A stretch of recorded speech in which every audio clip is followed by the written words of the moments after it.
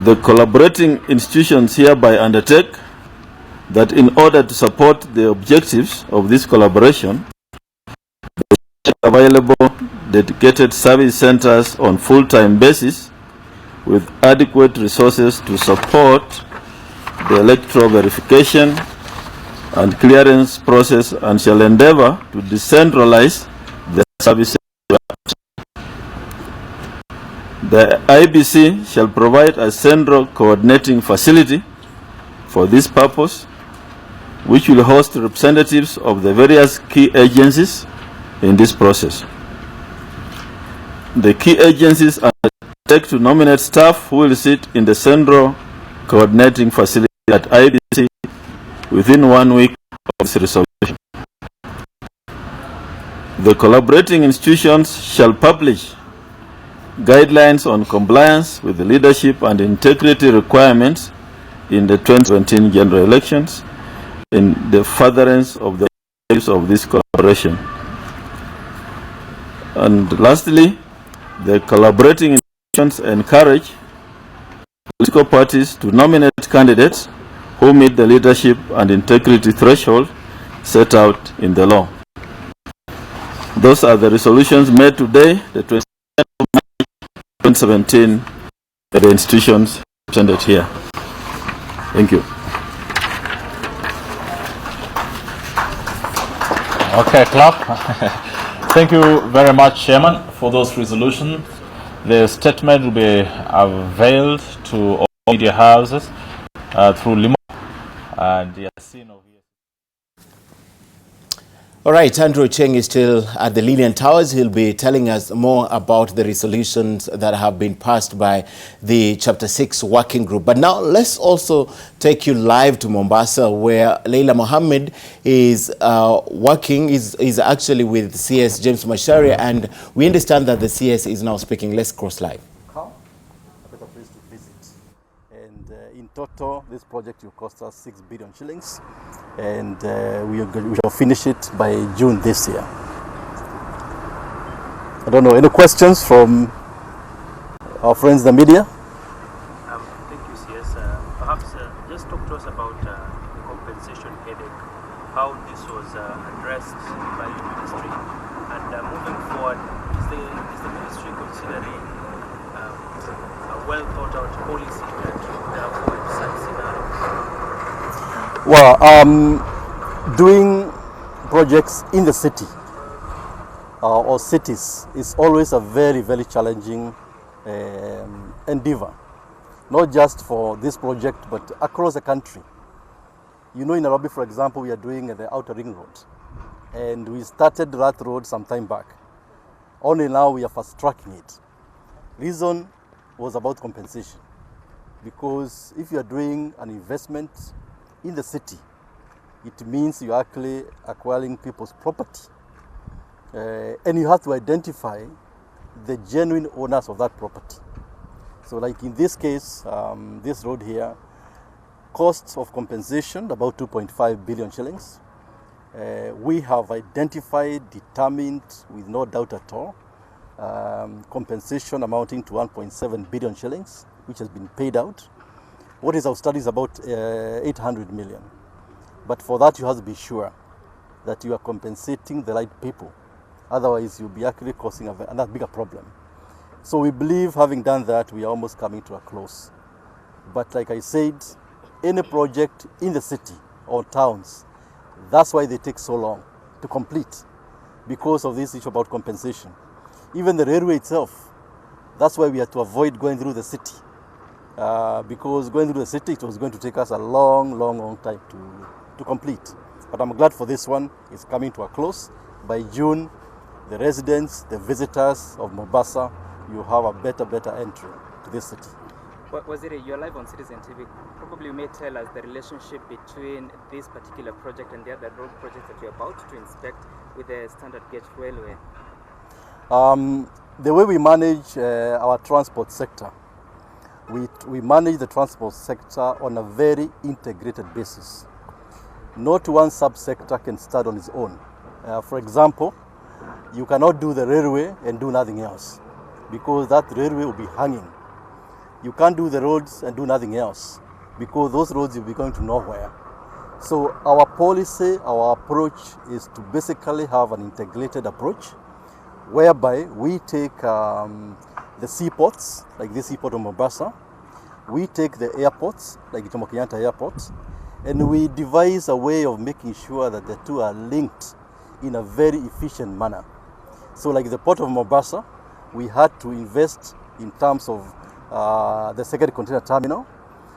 We had to also invest in the railway, because by doing the second container terminal, it required a lot more throughput in terms of containers. Hence, the railway will help us in doing that. In terms of the roads also are interconnected, with the railway. For example, this road we are starting on, this Portrees interchange, on the right, like I say, that's Portrees Road, and it ends up in the port, because there'll be clients, there'll be business people who would like to go and visit the port. There'll be trucks taking goods to the port, and so you cannot just do the port and then leave the railway unattended. Sorry, leave the load unattended.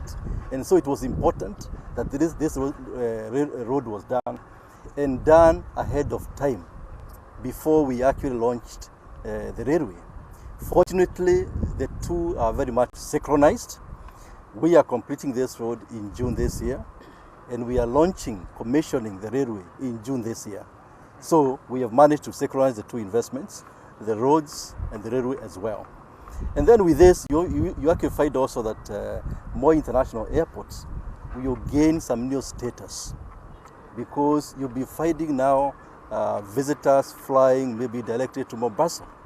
We got a lot of requests from many airlines to fly directly to Mombasa. And when they come and see that we have done this investment, then surely Mombasa's status will be enhanced. The same way we're doing the ferry, because some of these visitors would like to go to South Coast. That's why we have invested another $20 million, 2 billion shillings, by bringing new ferry services. That's why we're also doing the Dogokudu bypass, which we shall be visiting later on, which basically connects Miritini to a place called Mwache, and then Mwache we shall do a bridge across Dogokundu then to a place called Kibudani. That way, visitors do not have to go through the ferry. They can come straight to the airport, Miritini, and then go across. So the face of Mombasa, I believe, another 2 or 3 years will be completely different. But the key thing, like you asked, is to have an integrated approach, the way we invest in this infrastructure. Okay, thank you very much. From here, I think we are going to the port of Mombasa.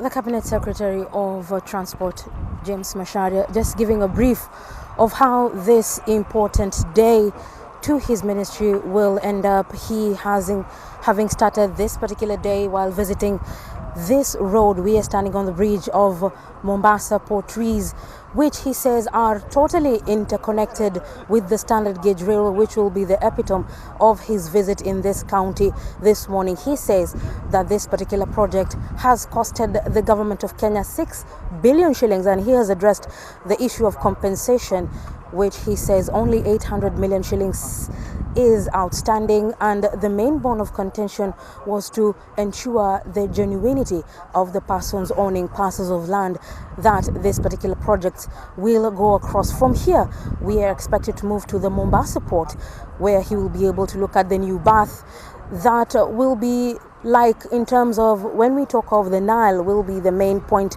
where the standard gauge railway begins its journey from Mombasa County, and it is expected to go all the way into Uganda.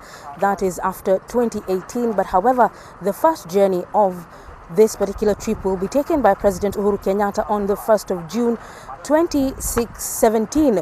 This will be later this year, exactly 2 months before he has to go back to the ballot and expect Kenyans to vote for him or against him in the general election. This, like I said before, is the biggest project that is currently being undertaken by the Jubilee administration. And as you can see, the grandeur of the projects will see the people of Mombasa having their transportation change in various ways. As it now, it's quite scanty and very tough for the people here to get across to the airport. And as he says, the face of the Moi International Airport here in Mombasa will be a different one, in consideration that the standard gauge railway, this particular road system, the Dongo Kundu bypass, will make this a transport hub not only for Kenya, East Africa, the African region, but indeed the world. We are following this story as it goes along. The Cabinet Secretary has various stages to go to. We shall be with him and give you all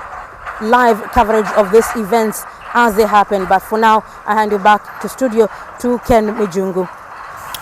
Thank you very much, Leila. And you have to catch them because they are way ahead of you. That's Leila speaking to us from Mombasa, where CS Macharia is touring various development projects ahead of the June 1st, when the standard gauge railway goes to use for the first time. We'll be getting back to Leila. Moving on, police in Parklands, right here in Nairobi, have launched a search for 2 men caught on tape stealing from a residential apartment along the Tarifa Road. The suspects gained entrance to the well-secured building using a fake car registration number. NTV's Steve Juma with a crime report. Sunday morning at about 9 a.m., this black Honda CRV with registration KCE 246T drives in. The security guard approaches the occupants, which gave them the name of their supposed host, a tenant. Inside the car are 2 men. They proceed to this gate, the gate which requires a secret code to unlock. Police are still investigating how they got the password. The 2 got to the 5th floor of this apartment. They broke the door and ransacked the house, stole jewels, cash and other items valuables. The theft was, however, interrupted by a homeowner who woke up after the thieves tried to open his locked door and raised the alarm. The thieves then quickly left the apartment block. They had dug up every corner, my wardrobe, the cupboards, drawers, everything. Preliminary investigation suggests it was an inside job. I want to know how this happened because I had left my home securely locked, and they gained access and they broke into my house and went away with everything. A search of the Kenya Revenue Authority has revealed that the registration KCE 246T on the vehicle belonged to a different car, Nissan station wagon, white in color, not the Honda CRV. The owner's name is known to KRA. This man is said to be part of a gang seen on other CCTV footage breaking into the rooms of various homes in Nairobi, including the home of former IEBC commissioner, where he stole a laptop while the occupants were asleep and escaped unnoticed. Police are asking for the public's help in arresting the duo. Steve Juma, NTV. All right, and if you know any of those faces right there, you can go to the nearest police station and report it. Well, let's remind you of what's happening with the doctors. A fresh row has erupted between the Ministry of Health and the doctors over the government's refusal to pay doctors for the 3 months they were on strike. The Cabinet Secretary for Health, Dr. Cleopa Mailu, has maintained that the doctors will not be paid for work not done, while the Doctors' Union says the move is tantamount to victimization that is outlawed in the return to work formula they signed with the government. NTV's Brenda Wanga reports on this development. Barely a week after the Doctors' Union and the national and county governments appended their signatures to the return to work formula that ended the 3-month strike, a new row is simmering between the two sides. Correspondence from the Ministry of Health to the county governments has instructed the counties not to pay the striking doctors for the 3 months they did not work. You cannot demand to be paid for what you have not worked for. Simple and straight. The rest is yours. This move has been criticized by the Doctors' Union, which accuses the government of going against the spirit and letter of that return to work formula. Just an attempt to drag the stalemate. When we signed the return to work formula, there was a clause number 3 on issues of victimization, and that there shall be no victimization whatsoever, which includes even verbal threats and even written threats. That clause of the return to work formula states that there shall be no victimization by or of any party and instructs the government to withdraw immediately and unconditionally all disciplinary processes, including show cause letters, dismissal letters, and any other verbal or written threats of punishment. The CS, however, says the no victimization clause of the formula did not cover the salaries part, and that the government will not budge on its stand to withhold the salaries. The letters of discipline, other issues, we can look at them because we need the doctors to go back to work. Those who had been given letters, some had even been sacked, and many other issues. But there's no room for pay for no work. Because you miss salaries on disciplinary processes. That's the only reason why anyone should miss a salary is if they're on disciplinary processes. So if you're not on a disciplinary process, then there is no reason why someone's salary should be withheld. The union now wants the government to uphold the dictates of the document it signed and fast. Giving them only up to Friday for them to withdraw those circulars so that salaries are paid. Should those salaries not be paid by 31st of March 2017, then I think the Kenyans should know that their government, and particularly the cabinet secretary, the principal secretary, did not want the strike to end. It just isn't the issue of salaries that threatens the stability in the health sector. The move to hire Tanzanian doctors, despite opposition from the Medical Association from that country, is also being seen as a ploy to frustrate Kenyan doctors. The government, however, says the Tanzanian Medical Association has no say in the issue. An association is not running government. There is no provision for consulting an association when our government is making decisions, not here, neither in Tanzania. The doctors and their employers have been speaking at cross purpose since the start of the strike, and the same situation seems to be extending into the post-strike era. I would want to advise the cabinet secretary and the principal secretary to drop their godlike attitude and godlike ego and a vengeance attitude, because I think it's already hurt the public sector. The fractured relations between the Ministry of Health and the Doctors' Union are likely to take some time to heal, but in the meantime, the two formerly opposing sides continue to pull in two different directions as far as the implementation of that return to work formula is concerned. Brenda Wanga, NTV, Nairobi. And as a follow-up to that, news just in is that the Doctors' Union is now asking the Medical Association of Tanzania, where the government was getting some doctors to come and complement the work of those doctors who've gone back to work, to instruct its members to wait until the Kenya Medical Practitioners and Dentists Unions CBA is implemented before taking up the Kenyan job offers. So the doctors want the Tanzanians to stay put, not to come to the country until the CBA is implemented. Actually, in the morning when I was coming to work, I had a local radio station where they spoke to the Doctors' Union in Tanzania, and who said that they would be asking their doctors not to come to Kenya because otherwise they will be frustrated if Kenyan doctors who will be working alongside them are not happy. So this move is likely to still remain as is until that is resolved. And of course, as we have been reporting from yesterday, in Mombasa, the Legislative Summit is underway, and Peter Mwangangi is on standby with the latest as the summit gets to day 2. I think, Mwangangi, is it day 2? And what is likely to happen today, Peter?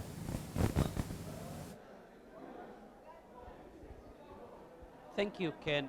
We are still here, as you said, at Pride Inn Beach Resort in Shanzu, Mombasa. We've been here since Sunday, actually. This means that today is most likely like the third day, although the function was officially opened yesterday by the Devolution Cabinet Secretary, that is Mwangi Kiunjuri. And a lot has been happening here, and I'm not alone. I'm joined by my colleague Nimrod Tabu. Let us just start with a recap of what happened here yesterday. Of course, a number of issues that were discussed yesterday, a number of resolutions that were passed yesterday, one to do with, allowing or giving women an opportunity to, get involved in leadership roles, an opportunity for the youth also to take part in elections, and ensuring that they are given an opportunity to participate in nation building, and devolution. Remember that devolution gives an opportunity for grassroots developments, and we've got very young people, a number of them looking for employment. But this was an opportunity for the session delegates here, the senators and the members of county assemblies, to hopefully, air their views about the participation by the youth. A number of other issues that were discussed yesterday, one of them being, the car grants by the MCAs, the promise given to them a while back by President Uhuru Kenyatta. That hasn't happened. They brought it up today, although we spoke to some of the MCAs on the sidelines, and some of them are of the opinion that it might not happen. This is an election year. That promise might not come to fruition. Other issues also that were discussed were, of course, the possibility of, pushing forward the election date. Remember, the MCAs are in court today, or have been in court, and they're piling pressure, to ensure that, they get their wishes. They want to be in office until the 8th of March 2018, which is 8 months after August 8th, which is the election date. So we spoke to a number of them, and those were the issues that, were discussed here. Seems to be an issue that divides both the MCAs and the Senate. The election has to take place on the August 8th, 2017. But of course, the matter is still in court, so we'll probably have to wait and see what the court will have to rule. Yes, and when you talk about it's a matter that is dividing, we saw different reactions. Some of the senators are saying that by the time the MCAs came into office, they ought to have known that the election would be this year, and that they would have to forego some of those benefits. But you also heard some arguing that the IEBC commissioners who left office, they were paid for the time that they were not in office, and then hence a similar consideration should be made for the MCAs. It has to be remembered that the discussion that took place between the IEBC and the discussion that will have to take place between the MCAs are quite totally different. The MCAs, of course, are vying for electoral positions of elective positions. So this will have to be different. And remember, we're dealing with MCAs who are probably about 1,450 thereabout. You're talking about nominated MCAs as well as those who've been elected. So it's an issue that will have to be discussed. We're looking at a scenario where at the moment MCAs are paid close to 250, some 300,000 shillings per month. So a number of people here, the stakeholders, are a bit cagey about just how much the MCAs need to be paid, because if you count the number of MCAs plus the amount of money they're requesting, should they, get the ruling in their favor, for instance, and some of the senators we spoke to yesterday said they read mischief, because a number of them are not even talking about the legislative pieces or the work they ought to have been doing in that 8-month period that they want to still remain in office, but a number of them are just talking about being paid. If we're not going to be allowed to be in office, then we ought to be paid to the tune of, say, between 4 billion shillings and 4.5 billion shillings. I'm not so sure if the government is ready, to pay that kind of amount to MCAs, especially when President Uhuru Kenyatta was categorical that the election will have to take place on the August 8th when he gave his State of the Nation address. And of course, we had the Deputy Chief Justice, Philomena Mwilu, saying that the judiciary is handling the matter and a ruling will be made very soon. We also had the County Assemblies Forum saying that they will abide by the ruling of the court. Most definitely. We spoke to Alba Koshe, who happens to be the Secretary General of the County Assemblies Forum, and he's categorical. We're not saying the election will be stopped. We're not going to stop it. They just want to take care of, this opportunity. It's a window of opportunity, they are calling it. There's a loophole, the opportunity that allows them, to go to court and seek redress, give us an interpretation of the Article 177, Cap 4 of the Constitution. What does it mean? We are supposed to be in office for another 8 months. Our term should be 5 limits max, which comes to an end on the 8th of March 2018. But of course, that is something we'll have to wait on and see how it goes on. However, today's session has already started a couple of minutes ago, about 10 o'clock, 10:30. A number of delegates right now discussing a very important issue. We're discussing transition today, and what that means generally to devolution. As you know, through devolution, a number of offices were set up: the office of the governor, the office of the Senate, the office of the MCA. What are some of the key things that we expect from this particular session? Nimrod, look at some of the people who are addressing this particular seminar about transition. We have the chairperson of the defunct Transition Authority, that is Kinuthia Wamwangi. First of all, giving an update on where we are. Is that where we should have been? Is that where where the Constitution envisaged when it was being formulated? But also, we expect some insight into what happens to the staff of governors who may not be elected. What happens to there are a lot of uncertainties. Remember, this is the first time we are having a team transition since the Constitution was promulgated, and there are a lot of uncertainties. Of course, we expect some insights from different people on that. You're very right. I mean, a number of these governors, when they were elected, some of them inherited, the staff that used to be in the city councils or the councils that became defunct.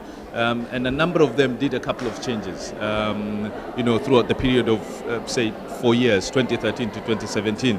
A number of them were accused of having brought in their cronies, having employed people from their own regions. And therefore, it's going to be interesting to see how the transition will take place, assuming one governor is defeated by, a new politician who becomes the governor of a different county. You even take, for example, Mombasa County, for instance. What does that mean to the people who've been employed during that period, 2013 to 2017? What are the transition mechanisms? What are the structures? Are they there in the first place? Do we have a framework?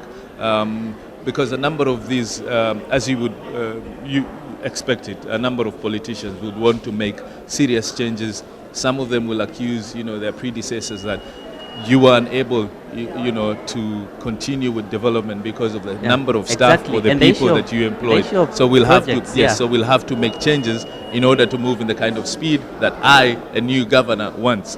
And the same, with the office of the Senate. A number of them have staff who work for them in their offices. You've got the MCAs as well, working in the county assemblies. Some of them have piled up pressure on the governors to ensure that, you have to employ certain people from the ward that I represent in order for my people from that particular ward to assume or to see me as somebody who has, given interest on their matters and taken care of them. So this will be an interesting period, and of course such a topic is very important to discuss today. And then again, there are issues about the contracts and the projects that have been started by a number of leaders who, assuming they do not get back to power or do not get re-elected into office, what happens to some of these projects? And I think this is very important when we're discussing transition. And maybe, Nimrod, as we conclude, we also expect some conversation on open governance later today. We expect people to focus on the role of different stakeholders, including the media. Have we played a good role in ensuring that there's grassroots development? And of course, we will be bringing you all those updates as and when they happen. But for now, we take you back to Ken Mijungu in studio. Thank you, Peter Mwangangi and Nimrod Tabu in Mombasa, where the Legislative Summit is ongoing. And the most interesting thing about it is that only the members of county assemblies can go to court and challenge the time period they have been in, probably in the last election they have been in existence. No other person with the current constitution is allowed to challenge it. So very interesting conversations coming out of Mombasa. Remember this morning, a lot of other things happening around the country. Here in Nairobi we had, and the meeting still continues between the Chapter 6 working group made of the AG, the DPP, EACC, and of course the IEBC. Andrew Cheng is on that beat. Leila Mohammed is still in Mombasa, traveling with CS James Macharia for the inspection of projects, development projects in Mombasa County. Peter Mwangangi and Nimrod, as I've mentioned, are in Mombasa with the Legislative Summit. Here in studio in the next hour, we'll be talking about sports and entertainment. And as we take a short break, just in again is the termination of the tender that was awarded to a French company rather by the IBC, and they have given grounds for terminating the contract. We'll be telling you that in the next hour. But first, we take a short break right here on NTV Today.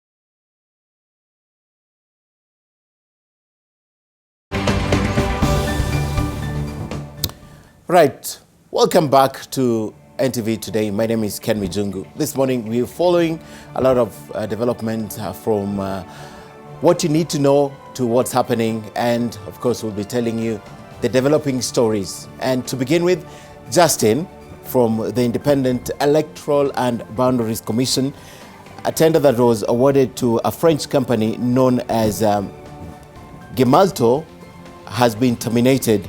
The tender has been terminated due to the following reasons. The IBC says that inadequate budgetary provision, that means that they overshot the budget that was initially allocated for the Kenya Integrated Election Management System, also known as KIEMS. And the IBC also states that by the operation of the law, the Election Amendment Act of last year that required technology that should have been in place by 10th of April for the preparations of the general election, and that further the commission must have the technology in place by end of this month for the use on the 10th of May. And as per the law, the commission has lost important lead times due to litigation over the tender as awarded, and given the remaining legal steps to conclude the tender, it will be almost impossible in the view of the commission for it to execute its mandate within the statutory timelines. And finally, the commission also says it's been terminated on the basis of substantial technological change, and this they attribute to the scope of technology requirements that have changed since the recent conclusion of the mass voter registration drive. Therefore, the commission considers that there should be, or there will be, no value for money to retain the voter registration component in KEMS as present. So that contract has been terminated, and of course they're waiting for the other tender, and probably they'll get the required technology ahead of the election. And this hour we promised that there will be some sports, and Brian Ritual is already in studio. Brian. Well, let me put you up to speed with the current happenings in the world of sports, and to begin with rugby, where the Kenya Rugby Union AGM and elections will be held this evening, with focus being on the chairman's position that has attracted 3 candidates, including the incumbent Richard Omwela. 7 directors will also battle for 4 slots, with the AGM poised to debate on a proposal to have the board members sit for 4 years instead of the current 2. Warothe Kilu with the details. After 2 years at the helm of the Kenya Rugby Union, Richard Omwela has to convince the rugby public that he deserves another term. In the 2 years, rugby has bagged a 0.6 billion shilling sponsorship from SportPesa, but the fortunes of the national sevens rugby team have dwindled. Kenya 15's Currie Cup adventure ended, and Kenya Cup has no title sponsor. Omwela, who doubles up as a partner in his law firm and also as a Rotary International District Governor, has had to dodge suggestions that he has been an absentee chairman. When I came on board for the second time, it was really to steady the ship, as it were. We had many issues that made actually sponsors to walk away from the game, and you know that. And by coming on the board, I was told specifically, can you please and steady the ship? And I'm being asked, look, Richard, can you complete another 2 years so that we also can look for a successor that we think will run the game to the next level? Itching to topple Omwela is his former vice chair, Sasha Mutai. Mutai, who briefly ascended to the KRU chairmanship in 2015 in what many termed as a coup, believes that he has what it takes to win. The attempted coup soiled his standing with the rugby public, while it remains to be seen how his no-nonsense approach will be interpreted by the rugby caucus, who are the power behind the union. Mutai, a quantity surveyor by profession, has unveiled a manifesto which centers on turning the fortunes of Safari Sevens, plus reviving the Rugby Super Series with an eye on the Rugby World Cup in 2019. The status quo right now is very negative. It means no development, which is not happening. Universities are not been given the support that they need. You know, Kenya Cup has no sponsor. Nobody is looking at the union of increasing revenue. It's all traditional thinking. It means there's no Super Series. It means that the Kenya rugby team is not going to make it to the World Cup. That's the status quo we're talking about. So vote for change, vote for my team next week, and let's build this game. Western Bulls founder Reginda Pape Sembi is a third candidate for the chairman's position. The former Kenya Harlequins player is focused on growing the game from the grassroots up. Aside from the chairman's post, there are 7 candidates vying for 4 director positions. Current directors Ian Mugambi and Oscar Mango will be seeking re-election, while Sylvia Kamau, Raymond Olendo, Hilary Itela, Boniface Salano and Ezekiel Owor will be seeking entry into the KRU board. The 12 Kenya Cup sides have 2 votes each, while clubs in the nationwide and championship leagues have a vote each. Mendes is expected to move a motion to have the new election term for board members extended to 4 years from the next elections. Warothe Kilu, NTV. We'll update you on the latest on the elections, which will be starting at 4 p.m. later this evening. And into some football, Eric Joanna and Eric Ouma, together with Ayub Timbe, will not play for Harambee Stars friendly against Uganda on Thursday. The Cranes, who arrived Tuesday morning, held their first training at Kamtoyo grounds ahead of their friendly on Thursday. The Democratic Republic of Congo are also in the country for another friendly set for Sunday. Harambee Stars, who are preparing to face Uganda on Thursday in an international friendly, held a closed-door training session at Kenyatta Stadium in Machakos. Head coach Stanley Okumbi, who called up 11 foreign-based players for the tie, will be without Eric Johanna, Eric Ouma Marcelo, and Ayub Timbe due to club commitment. A bulk of them, including Michael Olunga, are already in camp. Kenya's opponents for Thursday's friendly, Uganda Cranes, arrived in the country in the morning and had a late training session at Camp Toyoyo in Jericho Estate, Nairobi. Coach Micho has brought along 18 players, among them 6 professionals who featured in the AFCON 2017 in Mushi Jako, Nico Wadada, Captain Hassan Waswa, Geoffrey Sarenkuma, Timothy Aswani, and Yasa Gerwa. The rest of the team is drawn from Uganda's top-tier league. These March FIFA days are the only days where we coaches, we could test, try, and experiment. In that regard, is a totally new dawn. This is a different story because AFCON is done and this is a new chapter because I may play well in AFCON or I may have a good game in AFCON. But when it comes to the friendly game on Thursday, I may have a poor game. So it's all about concentrating, working hard, and as long as you have the concentration in the game, you can give your best. So AFCON is way back behind us. First choice keeper Denis Onyango and forward Farouk Mia will miss the friendly. Both sides drew 0-0 the last time the two sides met in 2016.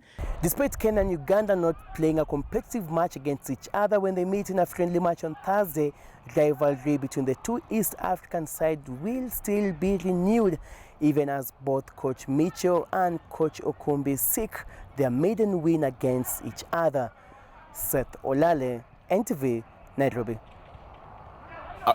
A good point for Okumbi to continue his good run. So far, he's not lost in any friendly so far.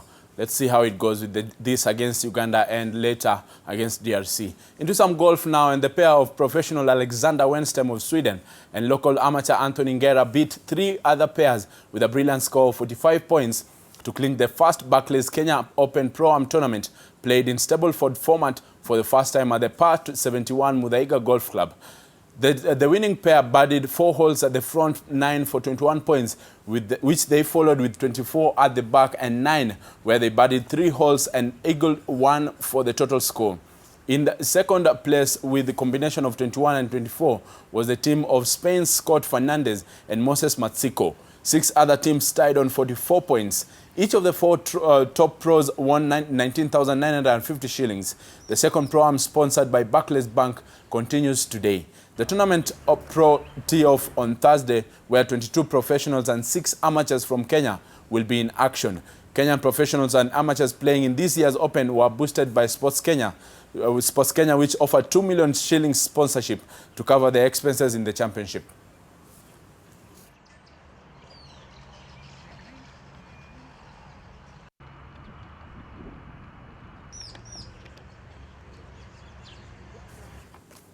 And to some athletics now, the national cross-country team is in high spirits as training approaches its final stages in Kigali, Embu. Travel arrangements for the team for Sunday's IAAF World Cross-Country Championships in Kampala, Uganda are ready. The national team to the World Cross-Country Championships in Kampala, Uganda embarked on light training to boost their finishing ahead of their departure on Thursday. The charged-up junior team is hoping to put their best foot forward in the mixed relay team as Kenya seeks to win the relay title in its first edition. Tumekuwa na mashida kidogo kwa sababu tunatrain kwa barabara, tunapatana na magari, vumbi ni mingi, lakini so far so good. Hakuna mtu amekuwa na hiyo magonjwa kidogo. The team has been focusing on the psychological aspect of the sport in readiness for a showdown with the runners from around the world. Budding runners are eyeing glory at this year's global event set for March 26th in Kampala, Uganda. Tumefanya yetu na sasa ambaye imepaki tunaachia Mungu, sababu huko mbele tunajua kwamba kasi iko.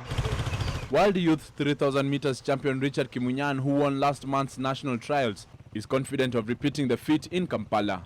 However, the Commonwealth and Africa Youth 3000 meters bronze medalist will face strong opposition from his compatriots, among them IAAF World Junior Men's 3000 meters steeplechase Amos Kirui, Wesley Ledama, who is based in Japan, and new sensation Meshak Munguti. Watu wa attack wamekuwa hapa wakitufanyia doping. So as athletes, we have decided to cooperate with those people ili tuweze kufight maneno ya doping issues, because hatutaki every time and then wanaimba maneno ya doping. The biennial event will be held next Sunday at the Kololo Independence Grounds. Brian Otwal, NTV Sport. To some international football friendlies, and England are looking forward to testing their skills against their German rivals as the two teams get ready to meet in a friendly tonight. The match will act as a warm-up for both teams as they have 2018 World Cup qualifying matches on Sunday. Germany against Azerbaijan in Baku, and England against Lithuania in London. We're in a position where we haven't been able to get all the players on the field until today, and then you've got to see how they come through training and who's ready for tomorrow. We have to aim for short-term wins. How do we win the game tomorrow? How do we perform at our very best tomorrow? How do we prepare for the qualifier, which is critical for us on Sunday? And then, you know, what's the plan for qualification, and what's the plan beyond that for Russia? To some World Cup qualifying, and Brazil stepped up training in Sao Paulo ahead of their away match against Uruguay in a top-of-the-table clash Thursday to secure a spot at the 2018 World Cup. Brazilian soccer star Neymar has got leave from Barcelona to be at the match, but a notable absence from Uruguay is Luis Suarez. Suarez has scored 31 goals in 41 appearances for his club this season, but will miss the Brazil game after picking up a yellow card in Uruguay's last World Cup qualifier, a 3-1 defeat by Chile. Brazil, who have won their last 6 qualifiers under new manager Tite, top the table with 27 points and believe they are just a point.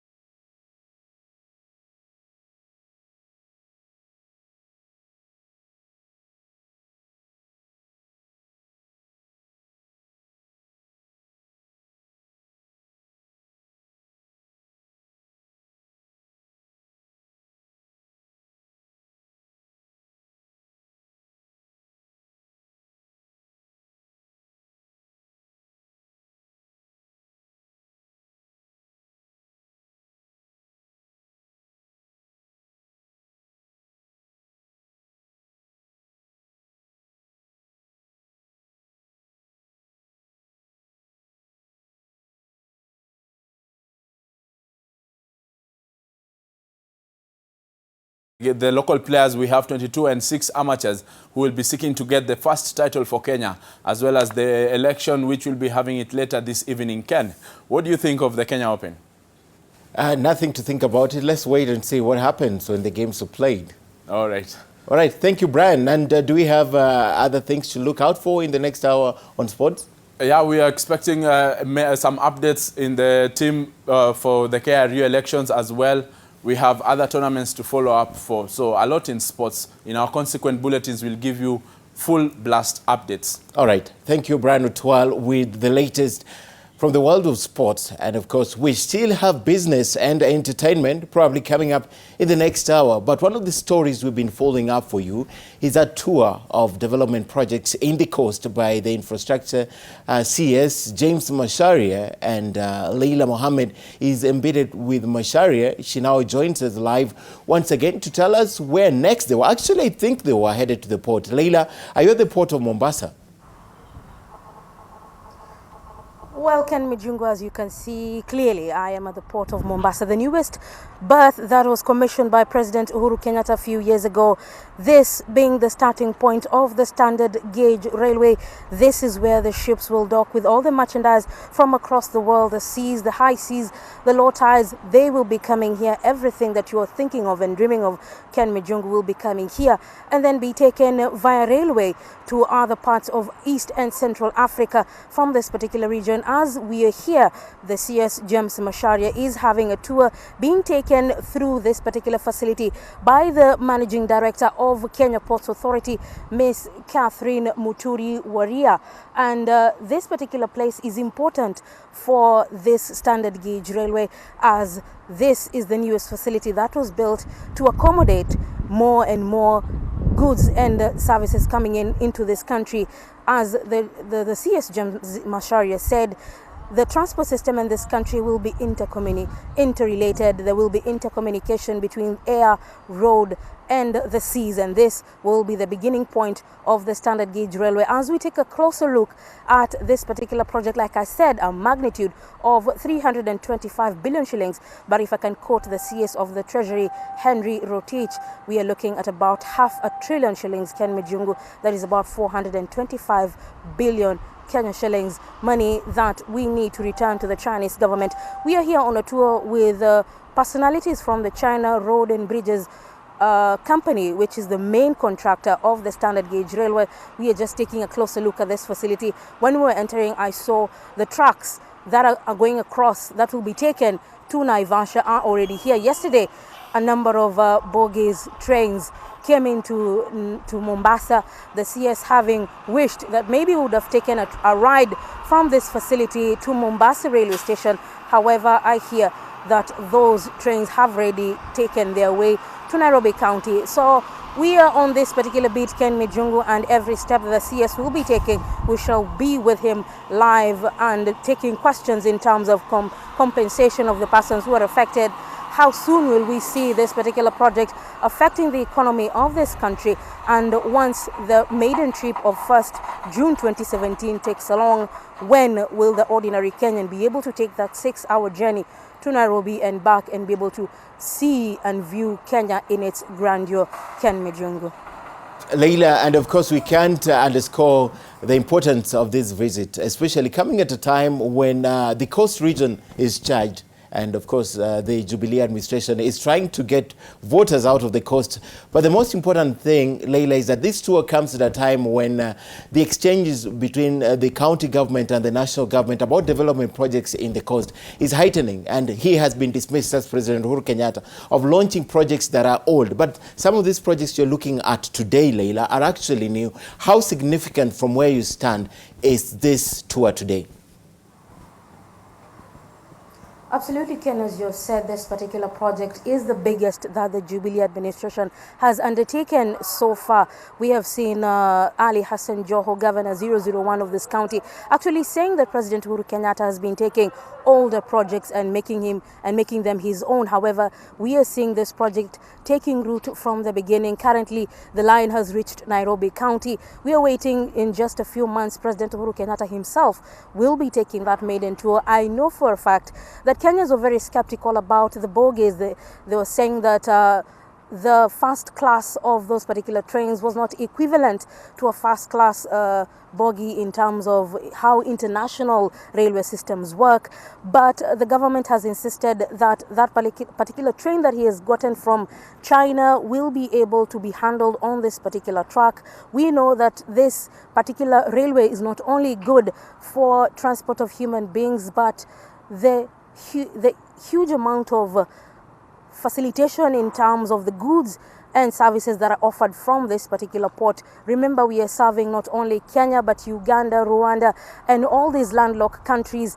And President Uhuru Kenyatta himself has been on the front line saying that this is his biggest project. However, notwithstanding, we know that there are some environmentalists who have said that this particular project, having run through various national parks and reserves, could be a detrimental part to the tourism of this country. And we will be keeping up to that beat and actually put the CS on that particular note to explain better in terms of how the SGR and the ecology of this country will work in sync and in tandem. Leila, finally, do you have any county officials with you as these projects are being toured, or it's only the national government officials? Well, Ken, it's only the national officials. We have seen CS Macharia and a team from Nairobi. We have seen persons of the Kenya National Highways Authority. We have seen the Kenya Ports Authority, the Kenya Airports Authority, and other government installations here. Not only have we not seen the government, but also the County Commissioner of Mombasa County and the Regional Coordinator are not here today, Ken. Right, thank you very much, Leila Mohammed. We'll be checking next with you. I don't know where next you're headed, Leila. We are headed to Mombasa Station, which they say is the most beautiful, magnificent, and the biggest station other than the Syokimau one in Nairobi County. You get to the Mombasa Station. Leila Mohammed speaking to us from the port of Mombasa, the most modern port, as she says. And of course, they're headed to one of the most beautiful, magnificent stations, as she says.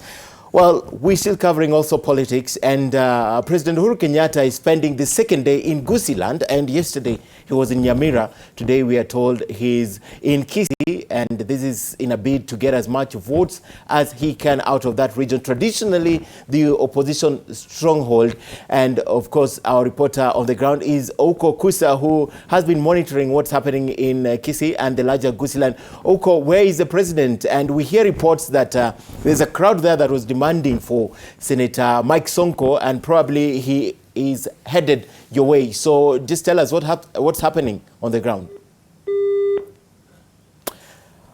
All right, we've lost that connection with Oko Kusa, but as I mentioned, as we try to get him back on phone, because he has been covering President Uhuru Kenyatta since yesterday, we are told that President Uhuru Kenyatta is in Kisii today. Yesterday, he was in Nyamira. Those are pictures from Kisii, and he's been launching projects. He has been meeting people. He has been doing tours to various areas of Gusiland. And today he's expected to continue with his tour, all in a bid to get voters from this region, which is said to be a traditional opposition zone. But going by the pictures from Kisii, he has quite some good reception in Kisii. We have had earlier reports that there are areas that the president was supposed to visit, which is yet to confirm if he's going to those areas or not. But the information we have from the ground is that he has had a rather good tour so far, and I'm now told that Oko Kusa is back online. Oko, tell us where exactly is the president today, and what do you expect from that tour? Yes, Ken, as we speak, the president is currently meeting with the local leaders at a place known as Nyanturago. And from the itinerary that we have been given is that from here it will be launching some 2 roads, actually commissioning the construction of some 2 roads, and then the tour today will culminate into a rally at Gusii Stadium. That is later in the evening.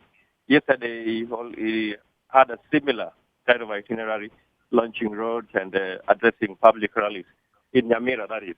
But today his tour is confined to Kisii County. This, as we have been told, is supposed to be a working tour sort of for the president, but we have also seen a lot of politics in it, in the sense that this region, that is Gusiland, has sort of been perceived to be an opposition zone, and the president is trying to diffuse that by telling the local people here that actually even if they voted for the opposition, he has not forgotten them.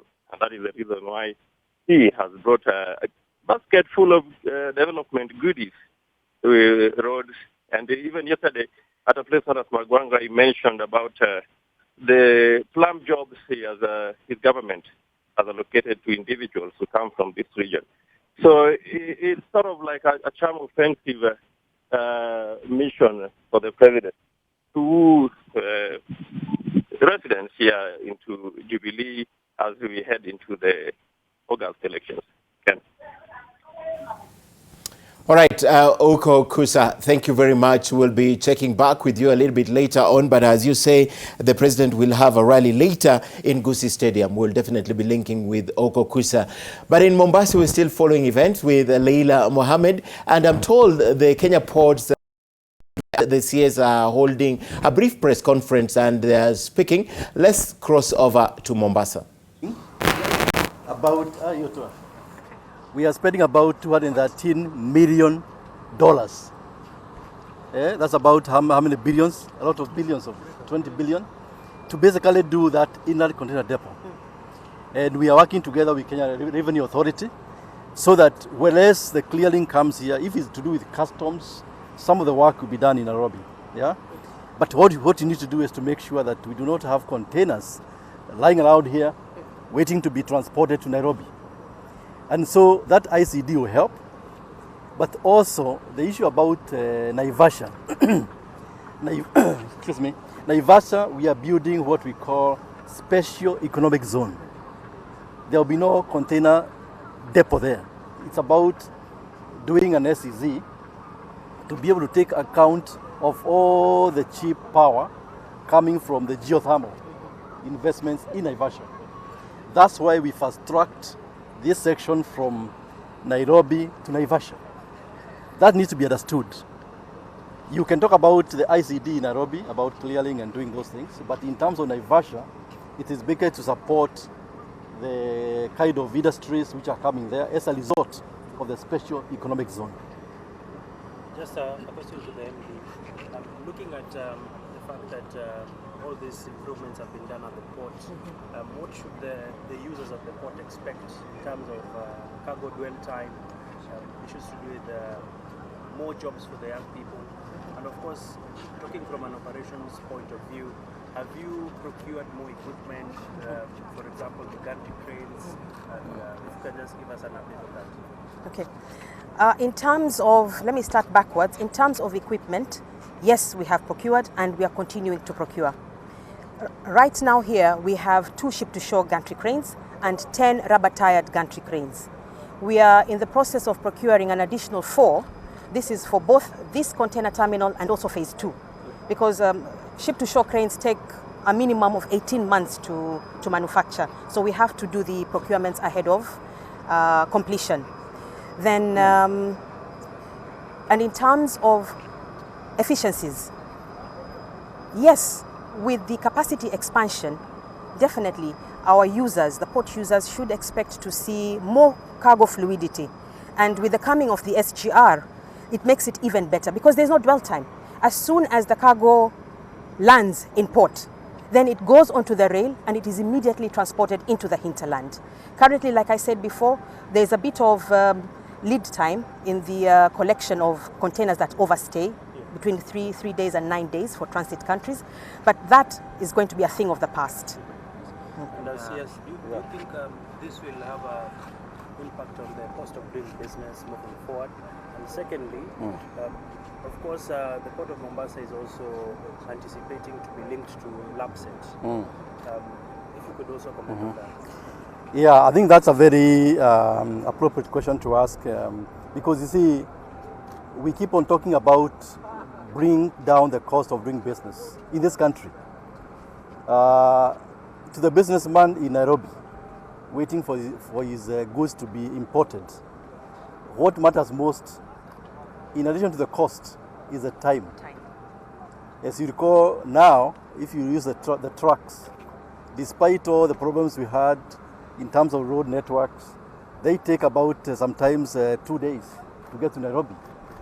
Now, upon these containers coming here, loaded to the yard, which is just next door, they will take 8 hours to Nairobi.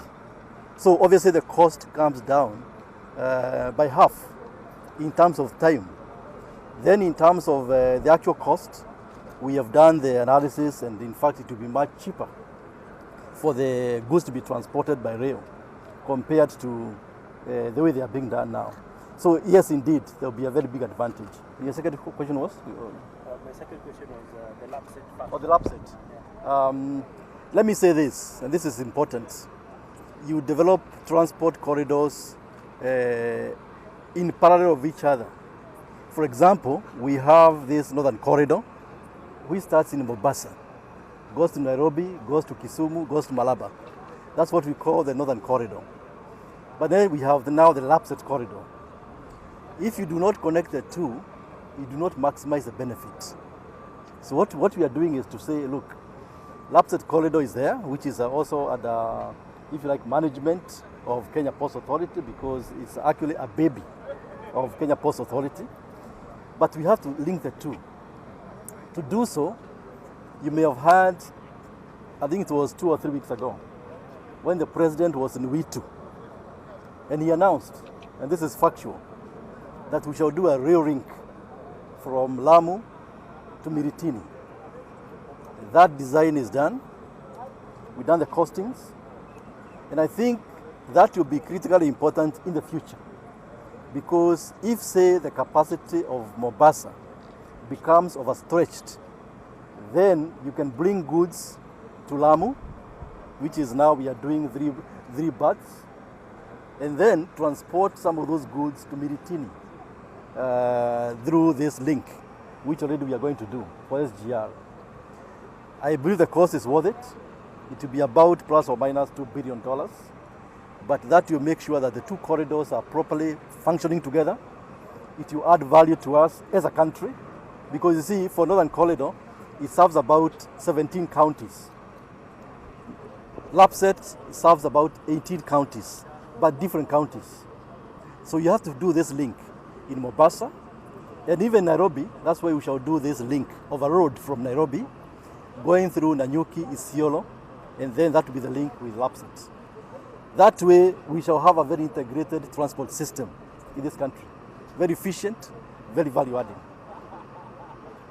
And maybe to MD, of course, the port has been having the challenge of misdeclaration of goods coming in. KRA has also tried to step up its game in terms of having a new system in place.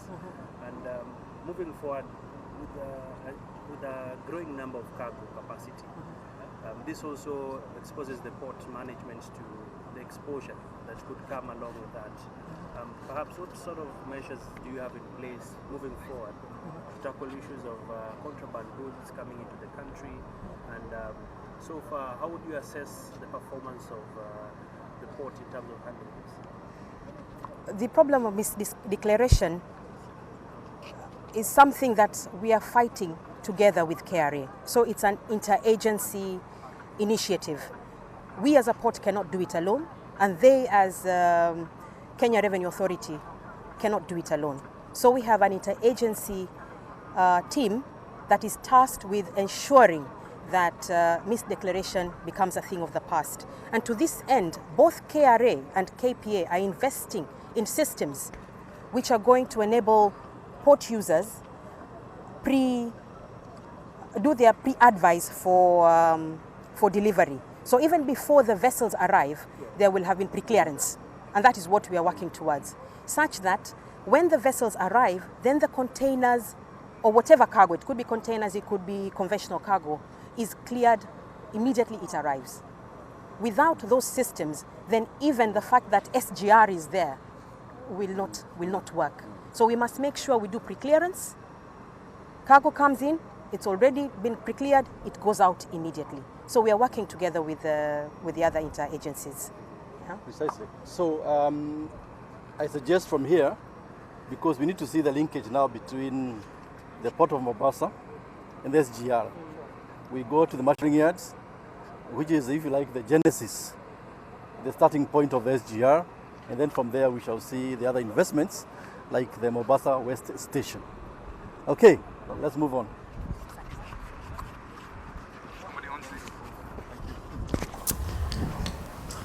Right, brief press conference right there where the CS and the MD for the port speaking about development projects and how much the government is investing to ensure that the systems work at the coast. And we'll definitely still be linking back with Leila Mohammed a bit later on. But let's take you now to the Legislative Summit, which is incidentally also happening in Mombasa this morning, the 3 days conference. Today's the third day actually. And Peter Mwangangi and Nimrod Tabu have been covering the event there.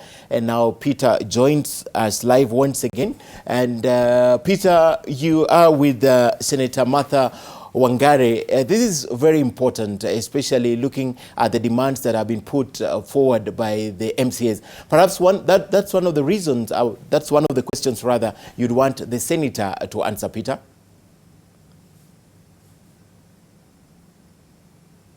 Exactly, there have been a lot of reactions towards concerning that particular matter. There are those who are saying that the MCAs ought to have known that there will be an election in August this year, but there are others who disagree and they are waiting for a court ruling on that particular matter. But I just want to go right into it and ask nominated Senator Martha, what is your honest opinion? Should they stay in office for 8 more months? Thanks, Mwangangi. I think the Constitution is actually very explicit on this issue.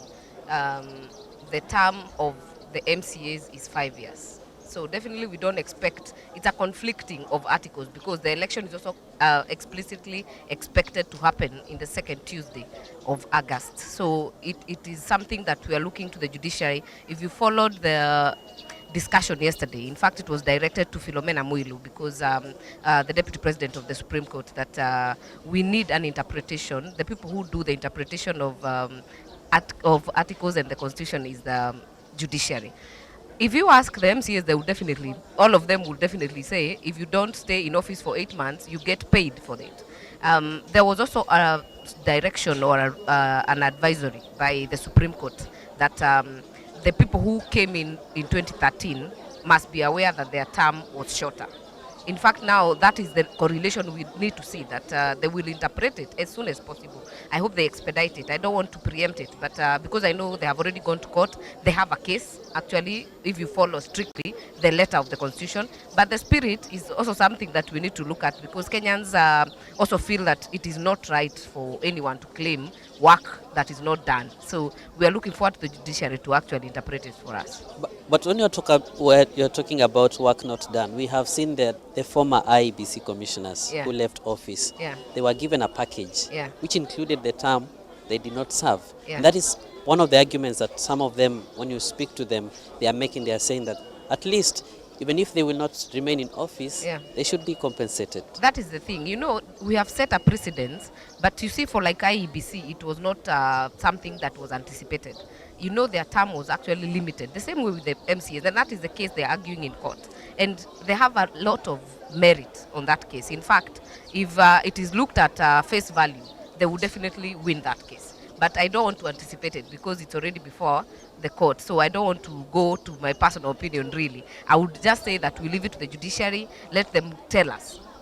If you regard the spirit and the letter of the Constitution, what do we do and what is the way forward? If it goes to being paid for 8 months, then it is something that will affect in terms of the budget. You know, the budget has already, it's already in the process of being worked on, so it will take us back, and I don't know how that will be done. Maybe as a supplementary budget, because it is quite some money. It's not small money, but I would just say, let us press the judiciary to give a ruling and a direction as soon as possible, so that the anxiety can go down and people know where exactly do we stand. And you know, even for the MPs, we had tried to even do that for Parliament, but it's different. The term of Parliament is not as limited as it is in the Constitution explicitly, like that of MCAs. So the case of CAF and the MCAs is stronger than that of Parliament.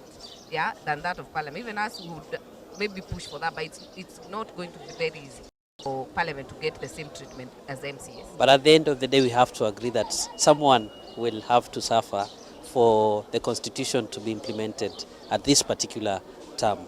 For the? This is the first time that we are having legislators. Yeah, there has to be a give and take. In fact, that is the spirit of the ruling by the Supreme Court in I think it was in 2012, that the ones who come in right now will have a shorter term. And that even affected even our mortgages. Even as we took loans for vehicles, it affected our terms because we had a shorter time to pay than the previous parliaments. And even the one that will be coming will have a longer period. It will be easier on the people who will be joining in 2017 than those who joined in 2013. In terms of obligations, in terms of time of repayment, in terms of mortgages, in terms of car loans, you cannot afford to take like the whole service. I remember like for us in parliament, we had an option of taking a loan of 7 million for a vehicle, which most of us could not afford because the payslip could not support because of the time that we had put for our mortgages and our deductions. It could not work. So yes, we will suffer. And thank you, Senator. We are still here with you. Yeah. We'll be getting back to you in a few to talk more about this particular matter and other matters. But my colleague Nibro Tabu is standing by on the other side, right here still here in Mombasa with another senator to deliberate and hear his views on this particular incident. Over to you, Nimrod. Peter Mwangangi, thank you very much. Obviously, a very interesting discussion going on there with nominated Senator Martha Wangari. I am here joined by Senator for Kajiado, Mheshimiwa Peter Mositet, also to discuss a lot more that is going on right now.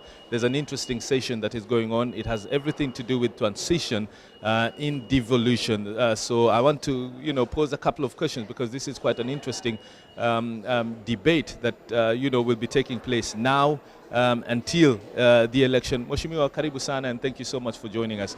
The morning session that has started today is discussing transition, obviously during devolution. And I want to, get your thoughts about just how important transition is, considering, we've got different levels of offices that came into place, after devolution. We started, taking care of the constitution as far as devolution is concerned. You have the offices of the governors, you have the offices of the Senate, and you have the offices of the MCAs as well. Just how important is transition, especially as we gear up towards the general election in August 8th? This one is quite important because we are really practicing and we are in our new constitution. And I know quite a number of Kenyans have been even asking, when will Parliament be dissolved? But our new constitution is very clear. The Parliament will go on until the 7th of August, until we go for the elections. Also for the governors, the same. And because of that, then the biggest question should be, how will the transition be? Yes. In fact, it's a very good question. It's a very good debate, and Kenyans need to be educated about it. One, for the elective positions, at least for the governor, he will be in office up to 7. How does he hand over either to himself or to the incoming governor? The office of the governor at least goes together with the CECs. The new CECs can only come on board if maybe another governor has been elected. Has been elected, yes. But they can only be in office if the same governor at least is elected. And they have again even to be sworn in again. So, but we, as a county government itself, we have the chief officers and other staffs. All of them are permanent staff. That means there is already a government in place in the county. So in case there is a replacement of a governor who will be handed over to, then he will be handed over already an existing government. He will only come and maybe replace the CECs. He comes with his own CECs. From there, at least I think the continuation of the government of the county will still be there. Yes. Now, I know you've been a senator since 2013, but I want to ask whether we do have the frameworks, the structures and the mechanisms in place. I know as a Senate you've passed many legislations. I wonder if there's anything to do with, the kind of framework, the structures, as far as transition is concerned. Yes. Given that, we have a lot of governors, senators, MCAs who have a lot of, take, for example, the member of staff who work under the governor. A lot of them have been employed, by the new governor. Some of them were inherited from, the defunct city councils and what have you. But changes happened along the way. What happens to such members of staff? What happens for the staff who work directly under the governor? Those, for example, the political advisors, those who are in his even house or even his personal drivers. Assuming another governor comes, at least those ones will just have to walk out with the governor. So the new governor will come with completely new staff in his office. The political advisors, his PA, his drivers, his even cooks, because there is a provision for that. All that one is catered for. when it comes to the issue of the county assembly, for example, we have the speaker, we have the majority leader and all that, and we have the county assembly board. Then with that one, definitely we have some staff in the county assembly board who are not politicians themselves. So already, at least those ones, they need to be catered for. But for the politicians who are going to be elected, maybe the majority leader, the speaker, of course they have to come in, and there should be a structure, and I think this is now what we are trying to discuss here. How do we come up with a structure such that at least the technocrats within the board will not be interfered with? The systems will not be interfered with, because we have the clerk of the county assembly who is already there. How do we make sure that those who will be elected, even those who will be voted as a speaker, they will not come in and interfere with them. They'll just maybe they'll be introduced by the clerk, and then from there they'll be taken through maybe the county assembly, the county act on what really needs to be done. No interference of the systems, but you and I know Yes. during an election period and even the transition period. Take for example when we had members of parliament, some being re-elected and some exiting and new ones coming in. There were projects, many of them, contracts awarded and different projects started by a number of them, schools, health and what have you. And when the new ones came, simply because they opposed certain projects throughout the period the incumbent had been in office, suddenly the projects just stalled. Just how difficult would this transition be? I think this one, Nimro, is a bit different, because any project which is started at the county level, public participation has been done to the finance bill. Yes. Meaning any budget or any proposals of the project is coming from the people themselves. So even Mwananchi can just go to court and challenge. So the incoming governors must make sure that any project which had been started, public participation had taken place, those projects must be completed. Mheshimiwa, let me interest you in a different debate altogether. Yes. This has to do with still the election and the fact that there's been a huge number of interest, especially for young people who want to become MCAs. But let me talk about the Senate, where you belong. Out of the 67, and I'm talking about the elected ones and even the nominated, you've got 47 elected and 20 who are nominated. 34 have decided not to seek re-election for this senatorial seat. In fact, 2 who are nominated want to become MCAs. So therefore, my question is, are we looking at, are these signs of a failed institution, the Senate, for instance? Well, I don't think it's a failed institution. One, our systems were quite new, and quite a number of people, even when Kenyans were voting, they knew that Senate was to be really a house which could even veto the National Assembly. Little did they know that the powers of the Senate had been watered down so much. So even those who are elected, quite a number of them at least knew that at least the Senate has more powers.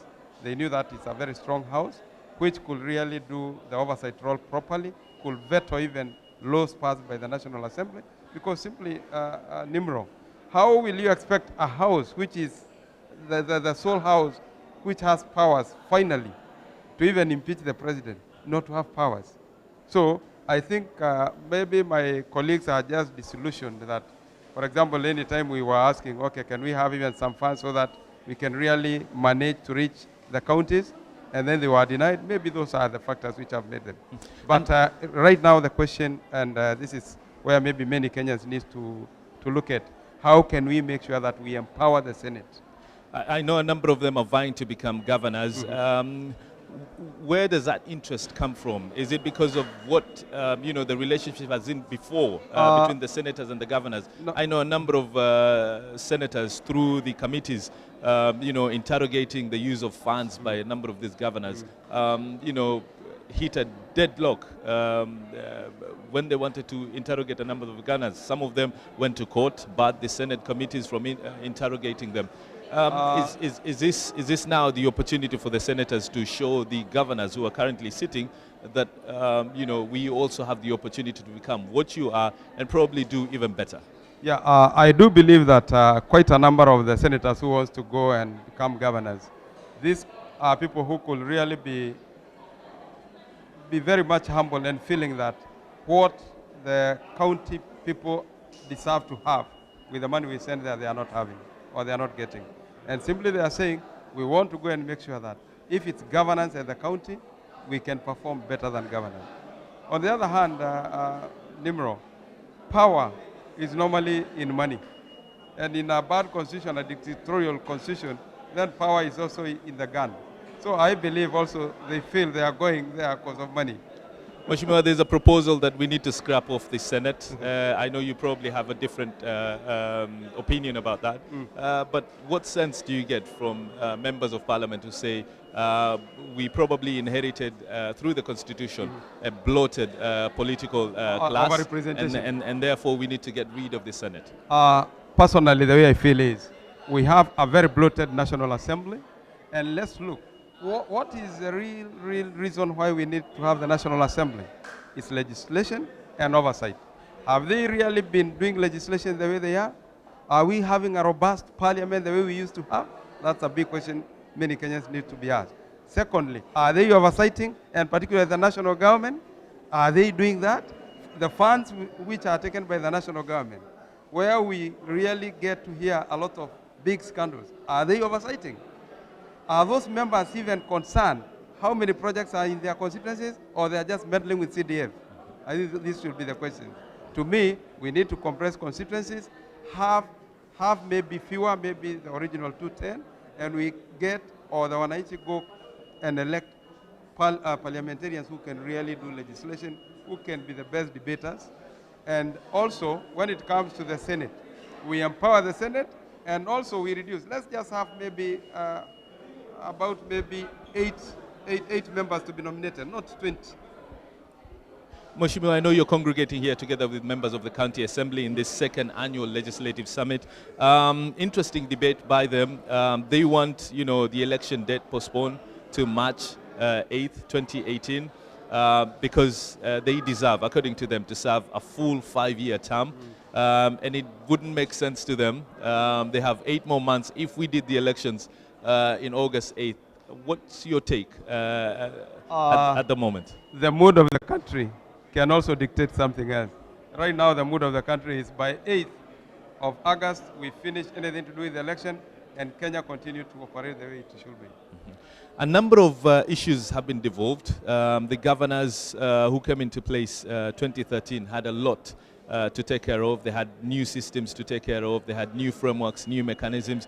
But there are many challenges that they've experienced. And one of the issues that I want to talk about is the current situation of drought, especially in Kajiado, where you come from.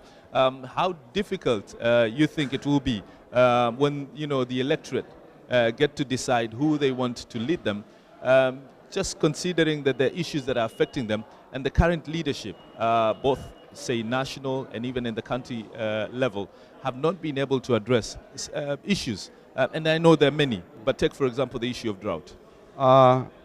Nimro, you've really touched my heart, because I came yesterday because I could not come on Monday. On Monday, I was running into the offices because on Sunday, I went to Eweso Kidong, one of my wards in the county, and what I saw, man, it's so bad, so bad.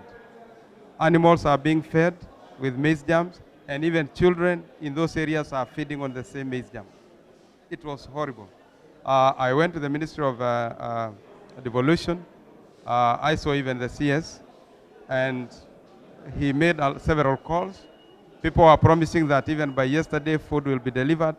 By yesterday, the PS in charge of special programs, I called her at around 6, and she told me they did not even still take food there. Reason being, whoever had been given the contract to supply was unable. We are in bad situation. I don't know what the ministry and the departments involved are doing. After the president announced that it's a national disaster, we don't need to see ministers or even PSS moving. We need to see our people really being fed. As we wind also up, for the governor, yes, this is a time we need to put all programs down, and we just say we are not talking about development, but we feed our people. You cannot talk about... But Mheshimiwa, just how unprepared are we to deal with such calamities, as you rightfully put it, both in the national government and even in the county government? We are not. Why? I can see a competing situation where the national government wants to pass the same, whatever they want to give out through the national structure. the provincial administration. The governor is not aware. The governor himself also is trying to do through his channel. That's where we fail. During calamities like this, let's forget about how do we deliver food.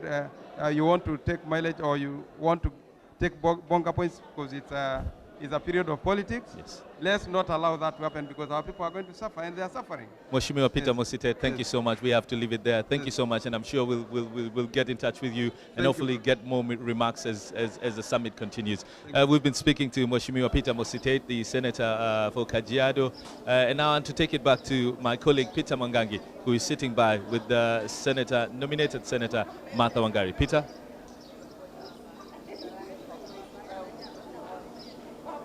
Thank you, Nimrod. And I think we'll just start from where you stopped. You spoke about the issue of transition. And I just want to ask Martha, what do you think? What is the fate of projects staff for governors who will not be elected during this transition period? I think, Mwangangi, it's not just the governors. In fact, it is even the members of parliament who have CDF-led projects. So we should discuss actually both of them. And you know, the turnover in parliament has been more than 70% in terms of people who don't make it back to parliament. And we have had cases where projects have been abandoned because the leadership changed. But if institutions are working well, because the governor is not a person, it is an office. If the institutions are working well, the county governments are working well, no project should be worrying that it will not be completed when another governor takes up. In fact, when a new governor takes up office, the first priority will be to finish what had already been started, really. Because instead of starting, you know, we have seen some even CDF projects, you see someone starting a parallel project next to another one, since they are not the ones who initiated the other previous one. So I think it's really a matter of discipline. If institutions are working, let the projects be completed. In terms of staff, I think the only staff that we are talking about and there's a problem and a worry about are the ones that have been handpicked. The cronies, the people who have been handpicked by the governors or, you know, by the county governments. But for the civil service, whether at the national level or at the county level, it should not be a problem that the leadership changed. Because even when we elect a new president, we don't worry about the civil service. It continues because there is a public service commission to look at the welfare, to look at the transition matters, and they become loyal to the new person who comes in. So it should not be a problem. But the ones like the CECs, you know definitely that a governor will exit with his executive committee. And it's the same scenario we're having in Nyeri of a case where a governor dies. That the constitution is very clear that if a governor dies, the CEC also stop functioning. It was, in my view personally, that even the CECs like in Nyeri needed to have been revetted by the county assembly. Of course, the Attorney General issued a directive on that. But for the other staff, it should not be an issue of transition. It should not be a problem. It should actually be very smooth that they transit to the next government. But definitely we'll be watching to see whether it will actually be smooth or not. Yeah. But I just want to ask you, so far, what do you think is the relationship between the arms of government in terms of legislature, Senate, the county assemblies, and even the governors? I would say, Mwangangi, it's not been, in fact, if there is one thing that has hurt the devolution process, is the relationship between the different arms of government, and not just arms. Even in the Senate, the relationship with National Assembly has been very bad, if you ask me, because there are very many laws we have originated from the Senate that have gone to the National Assembly. They have been kept at bay. We don't know where they are. We have been waiting over 28 laws that we have been hoping they pass at the National Assembly or reject. Just get them back to us so that we can be able to move this devolution process. So I think we have had a very frosty relationship. It's my hope that in the next parliament, in the 12th parliament, we'll have better leadership, people who talk with each other and not at each other. And if you ask me, it's really a matter of egos, really. The relationship between senators and governor, it's a matter of egos. Relationship between governors and the county assemblies, we can do better. The relationship between the judiciary and legislature has also had its own problems because we also feel you don't need to gag us as the legislature from doing our work. You let us debate a law, then after that you can challenge the implementation at the judiciary or the interpretation. And what do you think has been the effect on grassroots development and the issue of devolution actually being seen on the ground? You know, just recently we were in Naivasha in the devolution conference that is organized by the Council of Governors. I spoke in that opening session and I said, if for real we are transforming lives at the county, at the grassroots level, it should be self-speaking. We don't even need conferences. You don't need to pay a whole page on the Nation or the whatever to put that you have done roads or you have done. We have seen that from the counties. It should be self-telling. These stories should be self-telling, because what devolution was meant to achieve is that a child born in Lamu has a similar chance of survival like a child born in Nairobi, like a child born in Kiambu or Muranga or wherever, that we are able to bring services to the people. If you ask me, it's work in progress. But have we reached our optimum? I say definitely not. Can we do better? I say definitely yes, because we have focused on ourselves as leaders and forgotten service delivery. So I really hope that in the next dispensation, we will focus less on choppers, focus less on the size of our motorcades, and focus more on Wanjiko and what they require. Get water closer to them, get healthcare closer and efficient, get infrastructure efficient. That way, then devolution will speak for itself. You need not have a conference to speak about it. And we can only hope that Wanjiko will be giving a judgment during the upcoming general election. Definitely, and you know the good thing with elective seats is that you hold them for a while, then you're put up again. And that's why I tell people, you're not sitting on super glue. Every time you make a law, even as in parliament, in the county assemblies, you make it without you in mind. That you make it for posterity for 20 years to come, because you'll not be where you are today. And I know the country is expectant. They are looking forward to elections. What I would say is that I hope that we maintain peace and have peaceful elections, because at the end of the day, when I look at Kerio Valley, when I look at the clashes in Baringo, in Elgeyo Marakwet, children suffering, children being killed, I think as leaders, we must really be responsible in whatever we do, even in our campaigns, so that we don't incite violence, we don't incite fights, and we don't incite communities against each other. Because at the end of the day, the elections will go, but the country will remain. I want us now to focus on something else different from all that, those issues of legislature. There was a pre-summit here at Pridin that focused on women and leadership. Yeah. We did not have any elected senator. Imagine. Any elected governor who is a woman. What is the problem?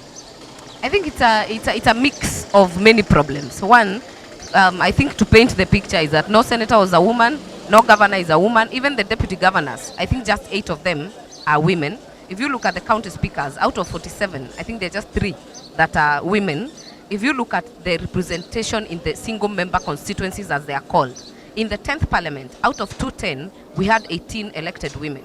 In this 11th parliament, out of 290, we have 16 women who are elected.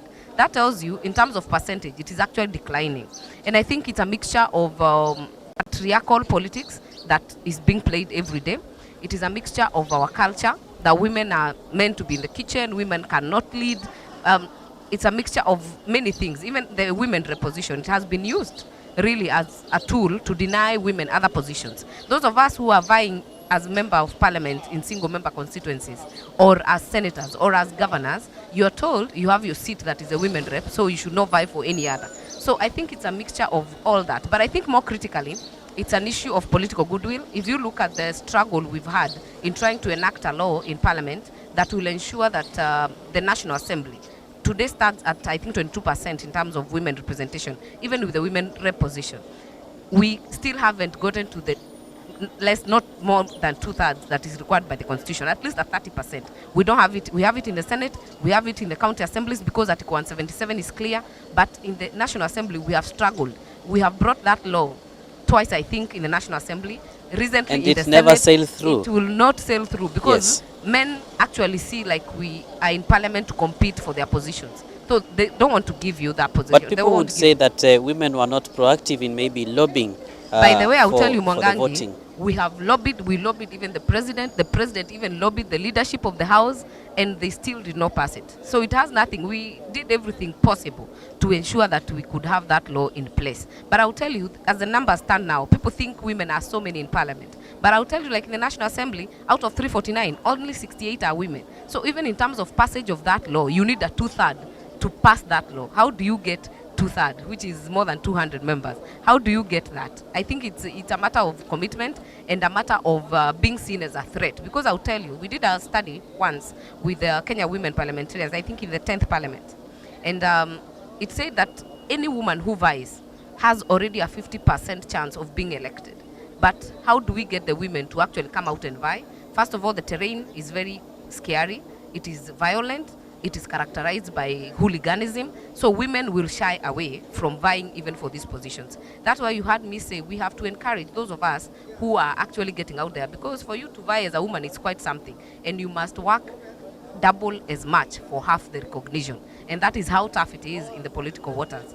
Secondly, the laws in the political parties have not been very conducive. I'll tell you, people say parties have owners. Very few parties are owned by women. So that means all the time they are supporting. They are not at the forefront, because first of all, it's very expensive to run a political party. It requires quite an infrastructure to run. The requirements of the Political Parties Act are very expensive to put in place. So you find women shy away. But I think political parties are making affirmative action. I would say, like for Jubilee, I was in the crafting of the nomination rules and the constitution. And I'll tell you, we were very categorical that any woman who is running for office will get preferential treatment in terms of the amount of money they pay. We pay 50%. And youth and people with disabilities, because these are the marginalized groups in the constitution. And I know many people ask, but you're the majority in the population. But I'll tell you, patriarchy runs even in the system of the women, because they have grown up knowing we are supposed to give backup.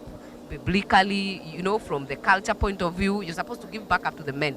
So they are in it themselves. So guys, just use that to make sure that they don't vote for other women. But I hope that this time we'll have an elected governor who is a woman. I am hoping for even one. A senator who is a woman, or even more. We'll be very happy, and we'll have broken it. And the final question as we conclude, my final question.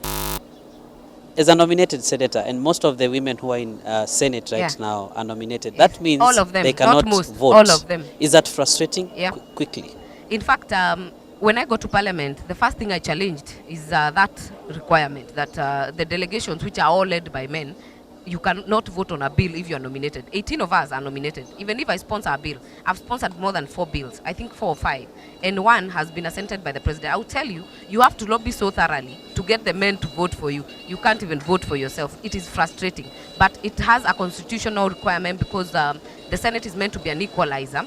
And my plea was to the speaker that you choose which matters disadvantage a county over the other. If it's a matter of a national importance that does not disadvantage county X over Y, then you give us a reason to vote and everyone to have a vote.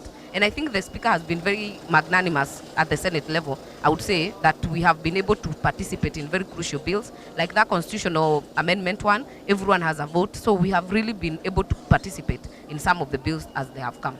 But definitely you can only hope that during the next House that most of the women will have been elected. We need senators in this election, that we have women senators. We are even looking for a woman speaker or deputy speaker. We should be able to get that in this election of this year. And then we can gauge them according to... They always outperform. Actually, they perform better than any other.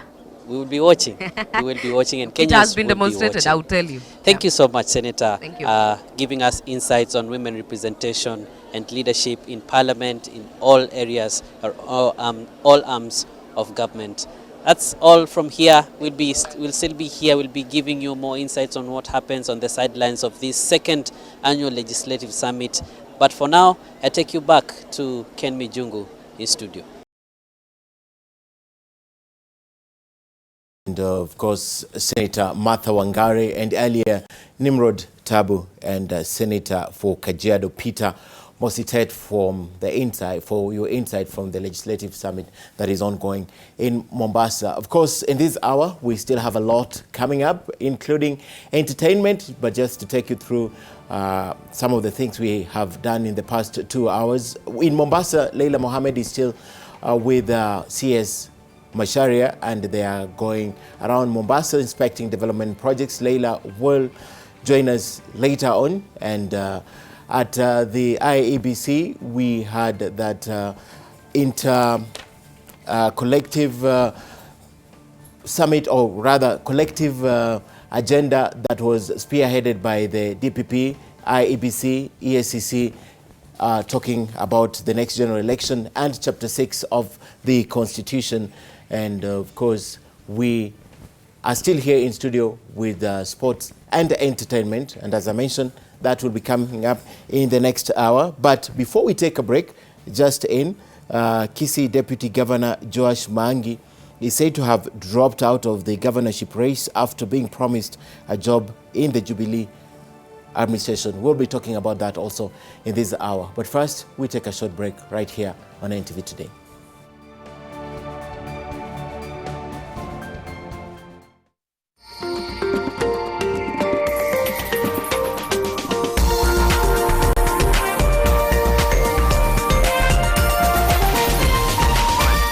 This is NTV. Thank you This doghouse here is mighty small, but it's better than no house at all. So ease it on over, move it on over, scoot it on over, move it on over. Food with friends and family is great. Food with friends, family, and Coca-Cola? Even greater. Get a 2-liter Coca-Cola and enjoy your meal times even more. Taste the feeling. Hapa unaona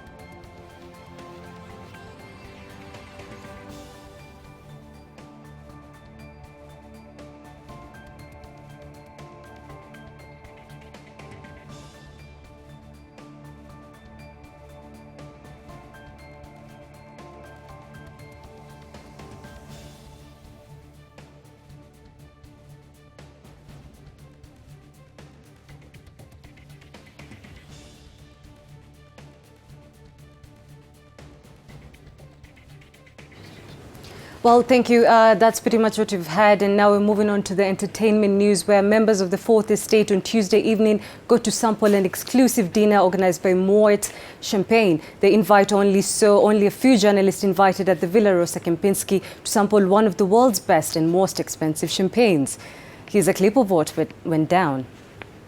He's very open-minded. As long as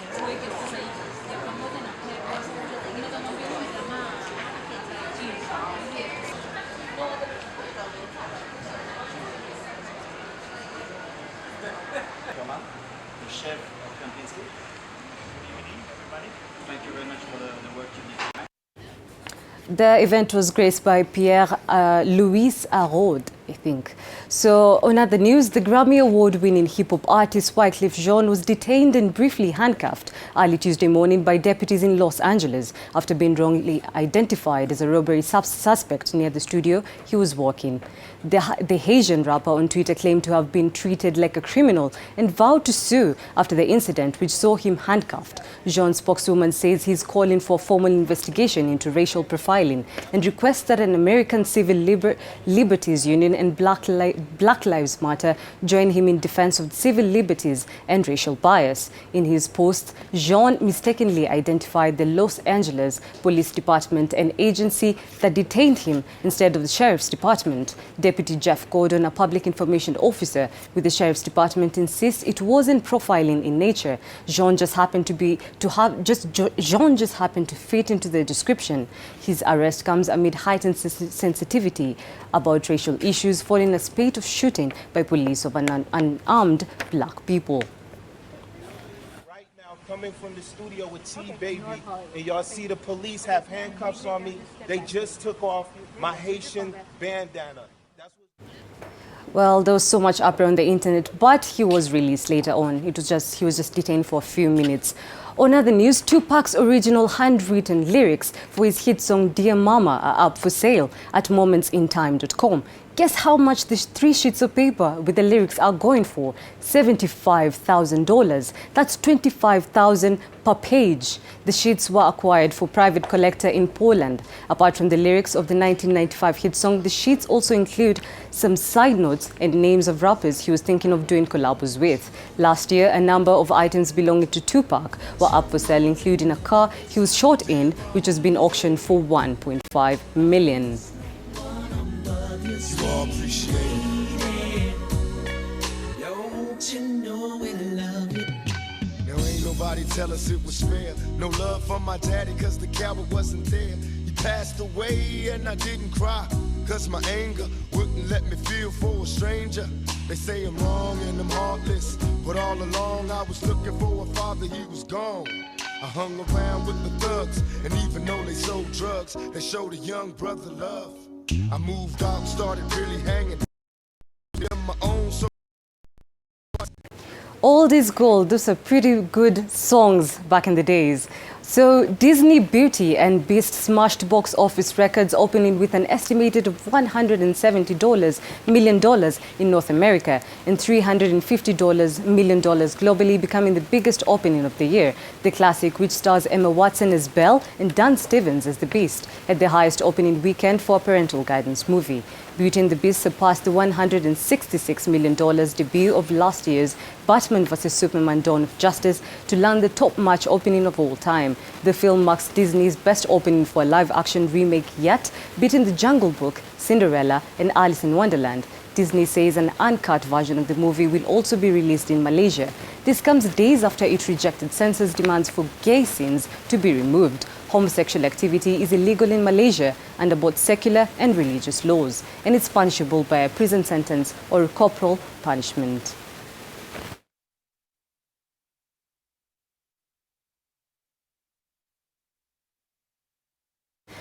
And finally, there's no way I can best deliver this without traumatizing you. So brace yourself, because it's about to get big. So chances are you met this big guy over the weekend, as this video happened to have gone viral and many questions this chicken's existence. And yes, this is not a man dressed as a chicken waltzing out of his coop. It is an actual chicken, only larger. This chicken's appearance might look just like the prologue of poultry-related apocalypse novel, but the fact remains that this has all the characteristics of a Brahma chicken.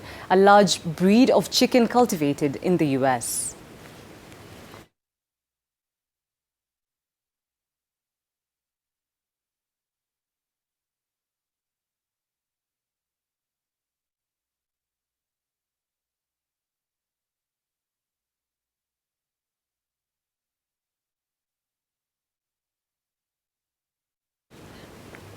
You know what, Mijungo, I think this chicken would serve best on Easter. What would you do with this chicken? It's very huge. I don't think I'll do anything with the chicken. I'll keep it, Shamsa. I'll keep that chicken. Everyone needs to see a big chicken. That beats the purpose. I mean, where do you even keep it? In a bed-sitter or the chicken coop? I think it has its own house. Well. Oh my, that is very interesting though. Yeah, indeed. But let me ask you a question. In 1995, you remember About Me Against the World? Yes, I do. That's the album. That. Yeah. Basically, it's the album. And indeed, selling for 75,000 USD. Exactly. That's 7.5 million Kenyan shillings, right? Exactly. Mostly something like 7.6 if you round up. Yes. So that's a lot of money for 3 pages. I know. Wow. But Tupac was legend. But anyway, it was Tupac. I mean, you do anything for Tupac, even if it's burning some 7.6 million. Million just to have scripts. All right. Having a piece of him, not just scripts, a piece of Tupac. Very true. Yes. Thank you very much. All right. And they're handwritten, right? Thank you. All right. Thank you, Shamsa, there with the latest from the entertainment world. Let's take you back to Mombasa briefly, where we understand that CS Macharia is speaking once again. Already we have sent about 60 out of the 100. Already they're in China. We've been there, we've seen them. They are very motivated. And they have learned a lot in terms of how to operate the train. More importantly, we're also setting up curriculum for railway engineering in our universities, because we cannot send everybody to China. So we are actually working together with the contractor, local universities, to make sure we can have a dedicated curriculum in our universities here in Kenya, for example, Jomo Kenyatta University of Technology, to make sure that we can have critical mass of Kenyans being trained in railway engineering. When will Kenyans start enjoying the ride of the standard gauge? On the same day, there will be lots of Kenyans on the same train. Immediately after? No, even in the inaugural launch, yes, it will be a ceremonial ride, but there will be many Kenyans riding. The day after, you can pay to get to Nairobi or vice versa. And there will be 2 trains, one from Nairobi and one from Mombasa. As we commercialize the operations between June and December. So we are encouraging Kenyans to book early because the demand is very high. How much? We will advise you in due course. Okay, what are the, because I think sometimes towards the end of last year we got to understand that you were identifying the contractor, CRBC, if I'm not mistaken, to even commercialize, or rather to be in charge of the commercialization phase for 5 years. Where are we currently? What's the status? How have you signed? Have you determined how you're going to charge? That document was to be signed on the 24th of this month, which is 2 days from now. But now we have agreed to sign it on the 31st, which is next week, in terms of CRBC and their sister company called John Holland from Australia, doing the actual, what we call operations and maintenance for a period of 10 years. During that period, we shall train enough Kenyans to be able to run these trains and manage them. Waziri, I'm sure you've seen the kind of backlash on social media, people saying that they were given a roadie, saying that the locomotives are the old ones that have been refurbished, some saying that even the wagons are just old ones. Are they new ones or are they refurbished? What's the status of these locomotives and the wagons in the state and the coaches? Actually, when I came here, I was disappointed that we didn't have them here, because I could have shown you the actual thing. And I've agreed with the contractor, upon you guys getting back to Nairobi, you'll be taken to see them. And you get insight to see them. They are brand new. People are also confusing the cargo and the passenger.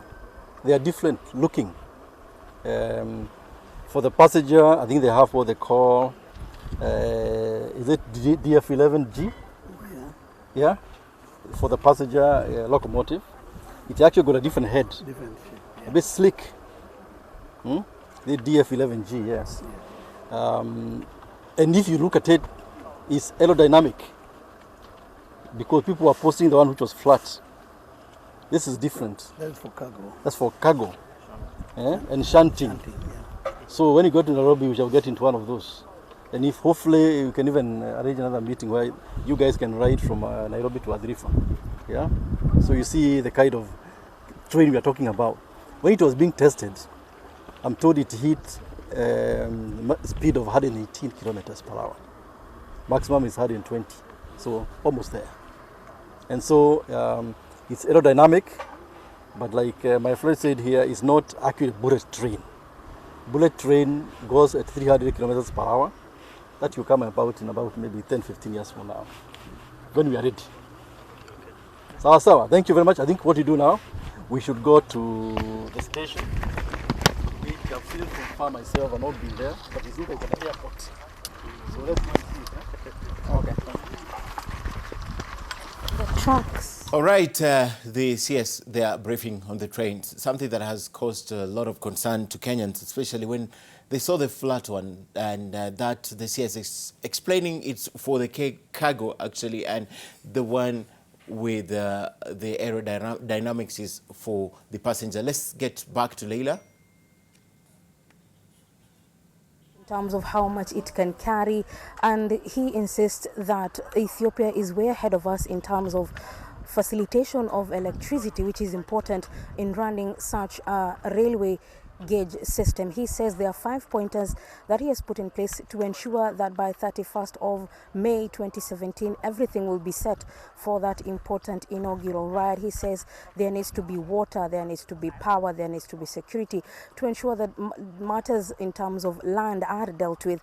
And as we prepare to go to the Mombasa substation, the beginning of the standard gauge railway, there are about 18 or more stations across this particular line in Voi, in Mumtituande, in Tsavo, in Nairobi, Syokimau, and we shall be in a position to see the very first of these stations, which is in Mombasa, a few meters from here. We shall meet when we get there. As at now, I hand you back to studio to Ken Mijungu. Thank you, Leila. And of course, we are still watching as you go around with the CS. And we have other stories. Earlier on, we spoke to Oko Kusa, who is covering the presidential visit in the larger Gusii areas. And just in, President Uhuru Kenyatta now claims that the Orange Democratic Movement leader, Raila Odinga, played a central role in the 2007-2008 post-election violence. That's President Uhuru Kenyatta while in Kisii, where he's doing a tour of duty, claiming that ODM leader Raila Odinga played a central role in the 2007-2008 general election, post-election violence. Trust me, this is a comment that will not go unchallenged by the ODM brigade and, of course, Raila Odinga himself. As soon as we get any comments from him regarding that assertion from President Kenyatta, we'll definitely bring you up to speed. But moving on, Andrew Cheng this morning was covering the Chapter 6 implementation, and several government agencies have formed a working group to implement the constitutional chapters on leadership and integrity. That's Chapter 6 of the Constitution, incidentally, the shortest chapter in the Constitution. Led by IEBC, EACC, and the Office of the Attorney General, the Chapter 6 working group also brings together the Directorate of Criminal Investigation, the Director of Public Prosecution, the Higher Education Loans Board, and numerous agencies who insist that all those vying in the 2017 election will have to be people of integrity. A guideline to be used in clearing candidates will be published tomorrow, and the exercise will take place at all IEBC offices. On integrity contains many boxes, and the box on criminality is one of them, just one. Let me give you an example. One of the other ones is academic qualifications. And as the Ministry of Education and the Commission for Higher Education has demonstrated recently, we have among us, regrettably, persons carrying around certificates that they have not earned. And therefore, one of the major areas of our concern in this integrity testing would be a basic one. Do you hold the educational qualifications that you claim to hold? And I think that that's very critical. The collaborating institutions encourage political parties to nominate candidates who meet the leadership and integrity threshold set out in the law. And also from the IBC, Gemalto SA, that's a French company that had won a tender to supply the Kenya Integrated Election Management System, has had its tender or contract cancelled. The IBC this morning sending a statement to the newsrooms saying that it had to cancel the tender on the following basis. One, it says inadequate budgetary provision, which means the money that was budgeted for the supply of KIEMS, was overshot by Gemalto SA, so they will not be able to meet their obligation owing to the fact that Gemalto was quoting higher than what they had. And also the IBC says by operation of the law, the Elections Law Amendment Act of last year requires that the technology that is supposed to be used should be in place by the 10th of April this year for the preparations of the general election. Further, IBC says the Commission must have the technology in place by end of this month and should be ready for use by the 10th of May this year as per the law. But the Commission says it has lost important lead times due to litigations that have taken place over that same tender. Given the remaining legal steps to conclude the tender, it will be almost impossible for the Commission to execute its mandate within the statutory timelines. And lastly, the IBC says that the substantial technological change, which means after the Election Amendment Act 2016, there is technological change. So the Commission has considered that the scope of technology that was being provided by Gemalto has changed following the recent conclusion of the mass voter registration drive. Therefore, the Commission considered that there will be no value for money to remain or to retain the voter registration component in KIEMS as present and as was tendered. That is the reason given for the cancellation of the tender. Here now is the IBC Chair Wafula Chebukati speaking on the same. Of course, the timelines were published, and the very next event is that the technology must be in place before 10th of April. We are doing our best to make sure the equipment they require will be in place before 10th of April. But the major event that comes next is verification of voters as per the draft register, which must be done from 10th of May. And that is the key date which you all have to make sure we comply with that date. So I think we are on course. All right, in other stories also making headlines this afternoon, over 300 families in Kajiado Central Sub-County have benefited from relief supplies as the drought continues to bite. Qatar government has distributed relief food worth 5 million shillings to assist people faced with severe starvation in Kajiado. Leading the relief distribution exercise, Qatar Ambassador to Kenya, Abdi bin Abdallah, said the effort was in response to a biting drought that has been declared a national disaster by the government. The prevailing harsh drought situation in the region has affected animals and forced herders to migrate to neighboring Tanzania in search of pasture and water. We have very vulnerable women who have come here. Most of them are single mothers and widows, and also people who have been hit hardest by the drought. We really appreciate the generosity from the government and the embassy of Qatar. We welcome you here again, and this could be a beginning of greater things and collaboration between the county government of Kajiado and the government of Qatar. All right, in business, the Kenya Bankers Association have started a fresh fight on the law capping interest rates that was passed by Parliament and assented to by the President Uhuru Kenyatta in September of last year. The banking industry umbrella body says credit to the private sector has reduced drastically. This is due to the risks involved. Many banks have instead invested in government securities. And our reporter, Hudhaifa Aden, who attended the event, is now with me in studio, and he'll be joining me. And of course, I have a personal experience with the interest rates because credit has become very expensive and has become inaccessible to many. For example, my experience is with the processing fee that is at all-time high. I think previously the facilities that we took earlier was about 3.5%. Right now we're talking the region of 7%. I also have an experience of a friend who wanted a facility and was told he must deposit some cash in his fixed deposit account before he could be given that facility. These are some of the concerns that the Kenya Bankers Association has, the reason they are relooking at this. And Hudhaifa, having attended that press conference, what comes to your mind? Was it a good idea or a bad idea to implement the interest rates capping? Ken, the Kenya Bankers Association is saying that it, of course, defeats the thoughts of actually reducing or capping of interest rates, because they're saying the credit to the private sector has worsened, it has slowed down, it has equally affected the market capitalization in the Nairobi Securities Exchange. They're saying the Securities Exchange actually dropped from 2.1 trillion shillings to about 1.8 trillion shillings since the law has been passed to the 20th of March this year. Actually, they equally talk about the listed banks and the market capitalization that they've lost since the law has been passed. They say that it decreased from 580 billion shillings to 520 billion shillings within the same period.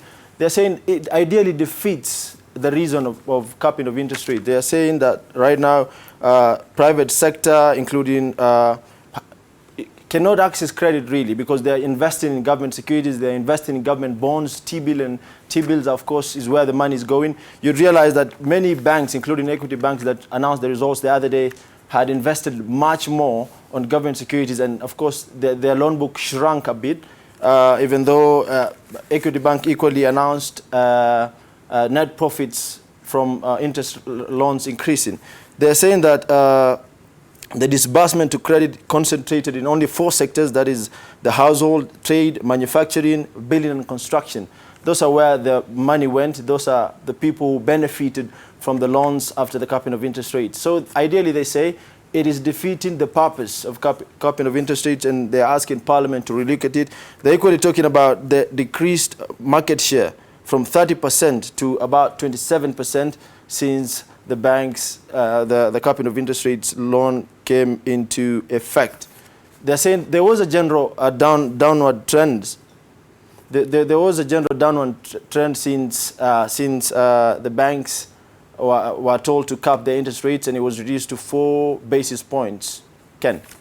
Right. Hudhaifa, let's make this practical, because one of the reasons that the interest rates were capped is not necessarily to make credit cheap, but to make it affordable.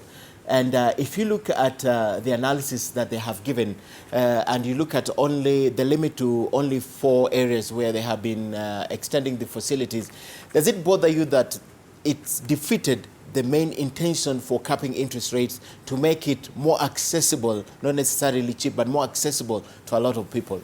Of course, about the accessibility goes back to how risky the loanee or the person who's going for the loan is. I mean, at times you'd realize that a lot of banks fear lending to the SME sector because of the risk involved. So if you are a riskier individual, if you are a riskier business, a lot of banks would pull back, and they would want to actually price in the risk involved. That's why they usually used to adjust. You'd find that maybe you'd get interest rates at 18%, somebody else would get it at 12%. So the risk involved pushes a lot of banks to relook at the people that they will lend to. If you have a riskier, you are riskier than say the other person, of course they would never want to lend it to you. And of course government securities, the bonds and T-bills are less riskier. That's why a lot of banks are going that route now.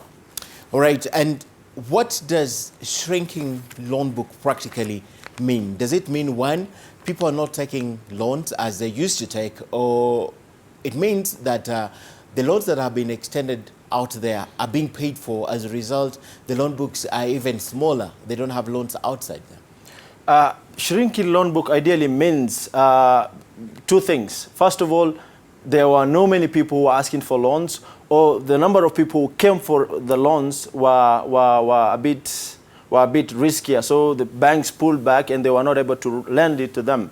So that's why a lot of banks have announced a shrinking loan book. But some cases like Kenya Commercial Bank, their loan book actually increased. Actually, it increased by almost 12% So you realize it's not about shrinking of loan book or the increasing of loan book. It was mostly about where should we invest or who should we give our money to. And that's why a lot of banks went for the government securities as opposed to private individuals or the SME or even the private sector. Obviously, Hudhaifa, government securities have better returns than individuals or retail borrowers. But is it sufficient to sustain the banking industry? Is it sufficient? Of course, that is a question still out there. We are speaking to as many people as we can find. We are speaking to analysts. We are speaking to executives. I actually want to speak to Judy Njomo and ask him if the bill that he passed and the law that is in place right now defeated the purpose or the intentions. So we are equally looking at how many other banks, of course, they are announcing their results now before the 30th of March this month. For the first quarter. So many banks will be announcing the results. We would be listening what comes out of it. We are looking at the loan book. We are looking at the interest, the total net interest income. So let's see what comes out of it. Let's speak to as many people and see if this bill is sustainable in the long run. All right, and Hudhaifa, finally for me, you talked about the listed banks only and the fact that their capitalization has reduced. But what happens to the banks that are not listed? There are only 11 listed banks, Ken. There are only 11 listed banks. And the listed banks are the ones whose results we can ideally find, we can easily look at the books. But at the other banks, so it goes back to KBA. I actually asked them that question in the morning. What happened to the other banks? What is the position right now? And of course, there is a bit of mergers and acquisitions that has been happening. There is liquidity challenges for the small banks. This goes back to the banks that collapsed in the previous 2 years. So a lot of small banks lost liquidity. We cannot find the position as of now, but we asked Kenya Bankers Association to give us the figures. Let's know their position, the interest income, how did they perform, how did they fare after the capping of interest rates that happened in September last year. So as of now, we cannot know the position, but we maybe expect to find it from the Kenya Bankers Association. Hopefully they'd give us the numbers. All right, as I let you go, practically, being a student of law, do you think it's possible to go back to Parliament and review this interest capping law as at this moment? Of course, Parliament can review it. Parliament can even repeal it. They have that power. But then again, in an election year, it goes back to there was that issue about the high interest that the banks were charging. And of course, a lot of people say that the move that was made last year of capping of interest rates by parliamentarians and even the president assented to it had political undertones. So can Parliament go back and repeal it? Can Parliament review it and maybe adjust the 4% to maybe 6% or 8%? It's a question out there. We'd want to find out, but Parliament definitely has all the powers to review and even repeal that law. You know, my opinion on this is that it will not be touched until after the election. Ideally, that's what a lot of people are saying. I can never know as of now. We'll find out. Basically, because it was political. Thank you very much, Hudhaifa Aden, giving us insights from that press conference by the Kenya Bankers Association as they request for a relook at this capping of interest rates law because it's hurting a lot of people. And the intention of getting credit affordable, not necessarily cheap, has not been met. Thank you, Hudhaifa. And moving on, some Jubilee aspirants from Embu and Kirinyaga counties have raised concerns over the credibility of members of various county election boards who are expected to supervise the Jubilee nomination process. The aspirants have expressed fears that those elected to head the election board will not be fair and likely to favor some, and especially the incumbents who have financial muscle. Kirinyaga Women Representative aspirant Wangoi Ngirishi has called on the board officials to be fair to all aspirants since at this moment all the party aspirants, whether sitting or not, are equal. John Kiara, who is also vying for the Dagoretti South parliamentary seat, said that the issue of smart cards will lock out a lot of youth who want to vie for political seats but do not have financial capability to obtain the cards. I'd like to really appreciate the move by the Jubilee Party of putting away this business of smart cards and registering of people through the smart cards, because we saw that there was an opportunity there to lock out competent individuals who are not moneyed. And we know that we don't want the Jubilee contest to be a money contest. We are requesting that they also expedite the process of giving us membership cards, because we've since run out of them and we are being told they have run out of stock, so that we can be able to use the remaining few days to ensure that we have enough members to participate in the nominations of Jubilee.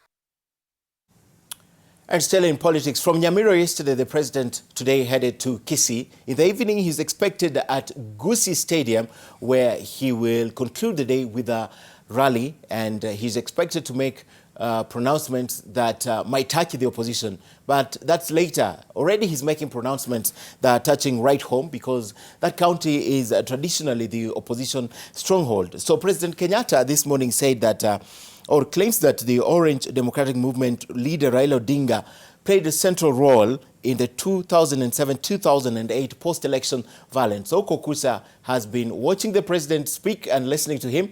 Oko, what is likely to be translated from this talk?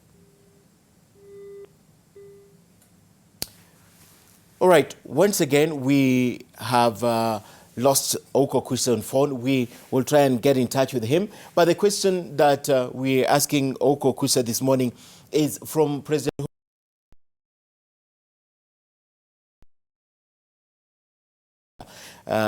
played a central role in the 2007-2008 post-election violence. We want to know, having listened to the president, what else was said to put this into context of what the president has been saying in Kisii, because we know later on he will be in Gusii Stadium. We now have Oko Kusa. And Okusa, my question is, having listened to the president speak about the responsibility or otherwise of Raila Odinga in the 2007-2008 post-election violence. Put this to context, Oko, because that's what we have. But what exactly did the president say about this? Ken, the president was actually speaking in Kiswahili at that time, and he said that yeye, that is referring to Raila, ndio aliwasha moto, which translated into English means that he is the one who started the fire. And he went on to say that to accuse Raila of being at the center of the 2008-2007 post-election violence, and going ahead to blame the Deputy President, William Ruto, for being behind the chaos. So this being spoken in Abagusi means that, or rather, I would, if you remember, Abagusi is one of the communities that were largely affected by the post-election violence. So this message at this particular place means a lot, because several internally displaced persons from this community are yet to be compensated. And in fact, that message of IDPs who have not been compensated has dominated the president's two-day tour. He's been, local leaders have been raising these issues wherever he goes, that they want those people who are displaced during the post-election violence be compensated. At the same time, before I hang up, it's also good to remember that President Kenyatta and his deputy, William Ruto, are among the 6 Kenyans who are charged in connection with the violence at the International Criminal Court, even though the cases were terminated, but those memories are still fresh in the minds of the people around down here. And therefore, the president pushing the blame on the opposition leader, Raila Odinga, who somewhat enjoys a lot of popularity around here, is a strategy sort of to endear himself to the people of the Abagusi while diffusing the dominance of the opposition leader, Raila Odinga here. Ken. All right. And Oko, that is something that political pundits will look into. And obviously, we expect also a response from the opposition later on this matter. But how was the reaction when he said that? Because that's also significant. Yes, of course, as expected, the reaction from the people attending the gathering at Nyanturago Stadium this morning was sort of mixed. There are people who feel that the president shouldn't have brought back the story about post-election violence because we all know what it means to a lot of people who are affected with the violence. But then again, there are people who also think still that those issues have to be discussed because there are a lot of families who were displaced from this community and are yet to get compensated. All right. Oko Kusa speaking to us from Kisii, where President Uhuru Kenyatta is spending the second day on the working tour because he's also been inspecting projects and launching projects. Thank you very much. And of course, we will be taking a short break on NTV Today. I'll be back with the latest from the world of sports and, of course, what you need to know at this hour. But Leila Mohammed is still in Mombasa. We might try and get in touch with her again. And, of course, the Legislative Summit is still on in Mombasa. We'll also try to get Peter Mwangangi and Nimrod Tabu later on. But first, NTV Today takes a short break. See you on the other side with the news.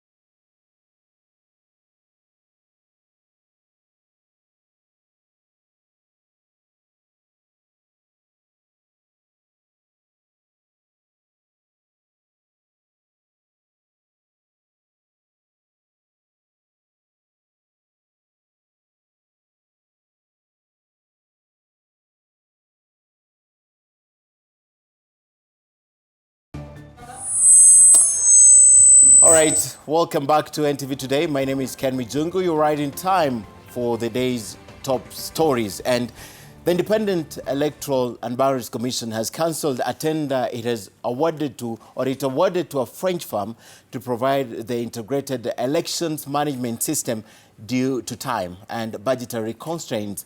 The Commission, however, says that it's still within the timelines and will still use the required technology in the August polls. Of course, the timelines were published, and the very next event is that the technology must be in place before 10th of April. We are doing our best to make sure the equipment they require will be in place before 10th of April. But the major event that comes next is verification of voters as per the draft register, which must be done from 10th of May. And that is the key date which you all have to make sure we comply with that date.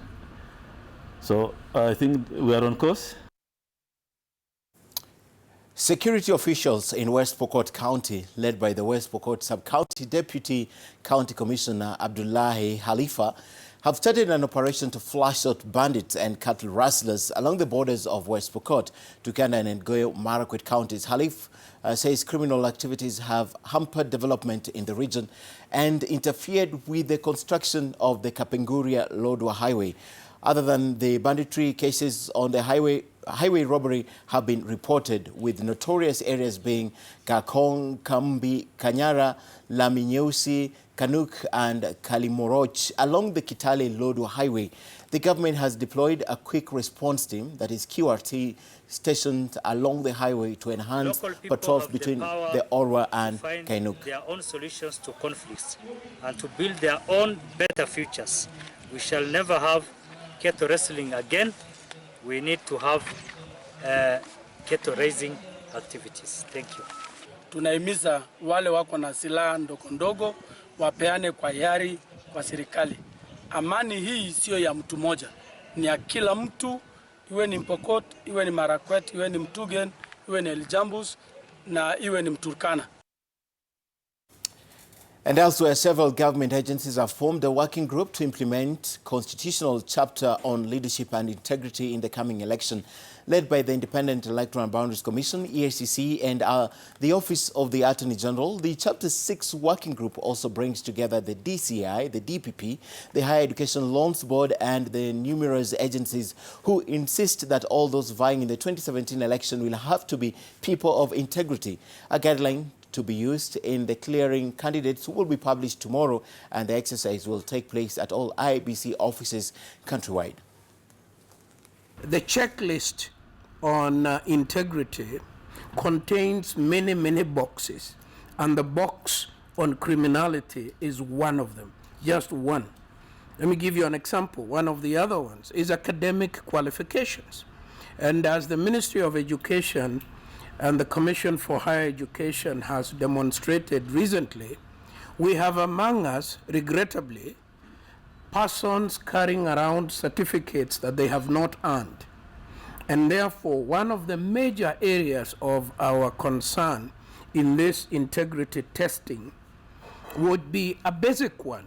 Do you hold the educational qualifications that you claim to hold? And I think that that's very critical. The collaborating institutions encourage political parties to nominate candidates who meet the leadership and integrity threshold set out in the law. National Assembly Majority Leader Aden Duale has lashed out at 5 ODM legislators who last week accused the Jubilee administration of its vote incitement tactics. On Saturday, 5 members of parliament led by Balambala Member of Parliament Abdi Kadir Aden said that Jubilee was embarking on a campaign of blackmail, intimidation and coercion of elected leaders to have communities back them in the August election. Duale said that apart from Suna East Member of Parliament, all the other 3 members of Parliament from Northeastern had been rejected by their representative clans in the just concluded negotiated democracy process in the region. So all these 4 people are people already who have been retired by the community themselves. They have lost their seat. And I want to tell Raila Odinga, they are the people who purport to propel your agenda in Northeastern Province, themselves are victims and casualties of the clan politics. It is the people on the ground. The mood in the ground has shifted towards President Uhuru Kenyatta's track record of development and the leadership that work with him. And we now take you live to the legislative summit that is happening in Mombasa. Nimrod Tabu now joins us with the latest. Nimrod.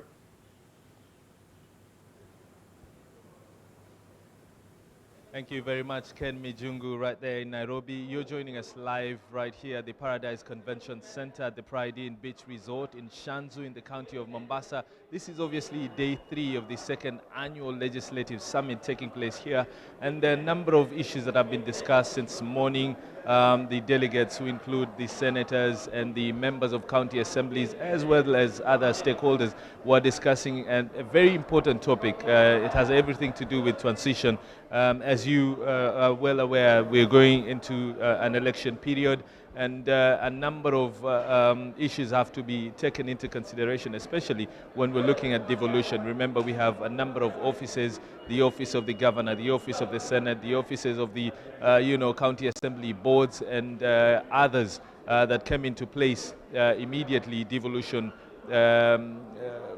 was operational in this country, and therefore the delegates were discussing whether we have the frameworks, the structures and the mechanisms to take care of transition, especially during the election period. As you're aware, a number of the elective positions are up for grabs. A number of governors, senators, MCAs, some will be re-elected, some will not be re-elected, and therefore they were looking at issues to do with transition. Are we ready? Is one governor ready to, allow a proper transition to the next, a new governor? The senators, as well as the MCAs. We're talking about the projects, the contracts that have been awarded, the systems that have to be in place to ensure that, the office of one governor is not interfered by the new one who comes into office. And therefore, those were the issues that were being discussed in the morning. Just a few minutes ago, I was listening to another plenum session that was being conducted by the Cabinet Secretary for Finance, Mr. Henry Rotich, who was talking about county funding, which is a very important aspect as far as devolution is concerned.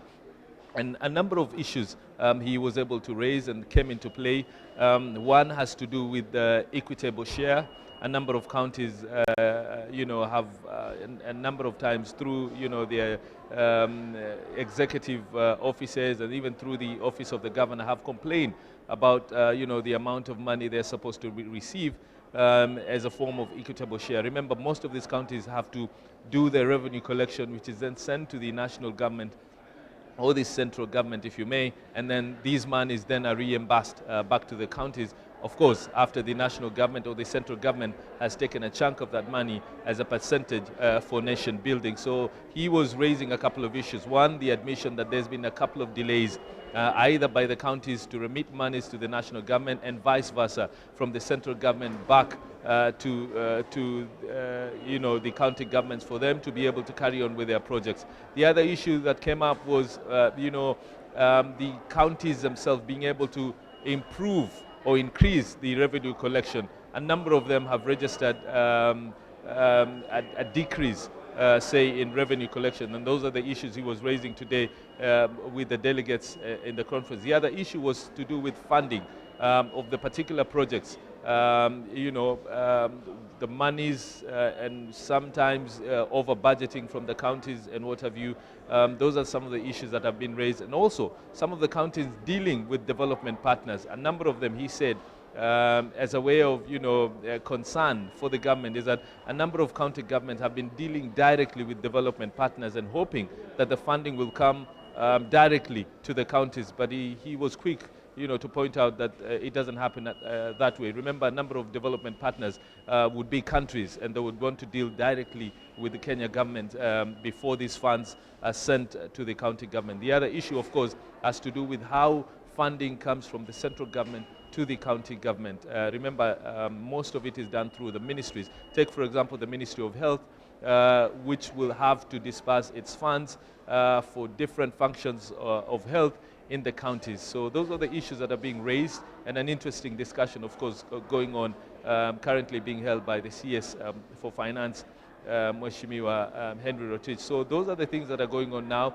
Of course, in the afternoon, there will be another session that is important, has to do with governance and the media and the roles that have been played by the media towards, the realization of the devolved functions in this country. So those are the things that we're looking out for this afternoon, and we'll be coming back to you live and briefing you more, especially at about 1:30 when we join my colleague Peter Mwangangi for another segment of NTV Sasa, the Swahili program, to discuss a number of issues that have been raised by a number of delegates, the senators and the MCAs who are participating in this summit. But right now I want to take you back to Ken Mijungu to continue with our live news coverage.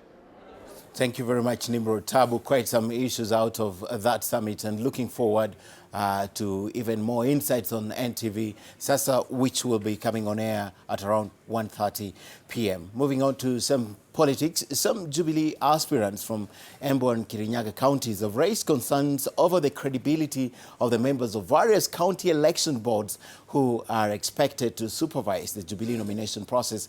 The aspirants have expressed fears that those elected to head the election boards will not be fair and are likely to favor some, especially the incumbents who have financial muscle. Kirinyaga Women Representative aspirant Wangoe Ngushiri has called on the board officials to be fair to all aspirants, since at the moment all the party aspirants, whether sitting or not, are equal. John Kiere of Dagoretti is also raising his concerns and says that the issue of smart cards will lock out a lot of youth who want to vie for political seats but do not have the financial capability to obtain the cards.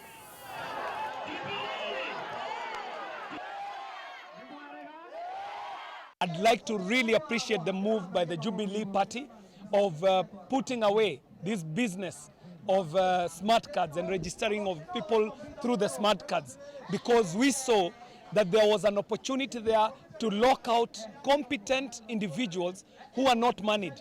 And we know that we don't want the Jubilee contest to be a money contest. We are requesting that they also expedite the process of giving us membership cards, because we've since run out of them and we are being told they have run out of stock, so that we can be able to use the remaining few days to ensure that we have enough members to participate in the nominations of Jubilee. And it's not only in Kirinyaga and Embu where there is trouble, because there are divisions among Jubilee in Kajiado, Jubilee party members in Kajiado, as the aspirants differ over the party county interim committee, with a section of the aspirants terming it partisan and biased.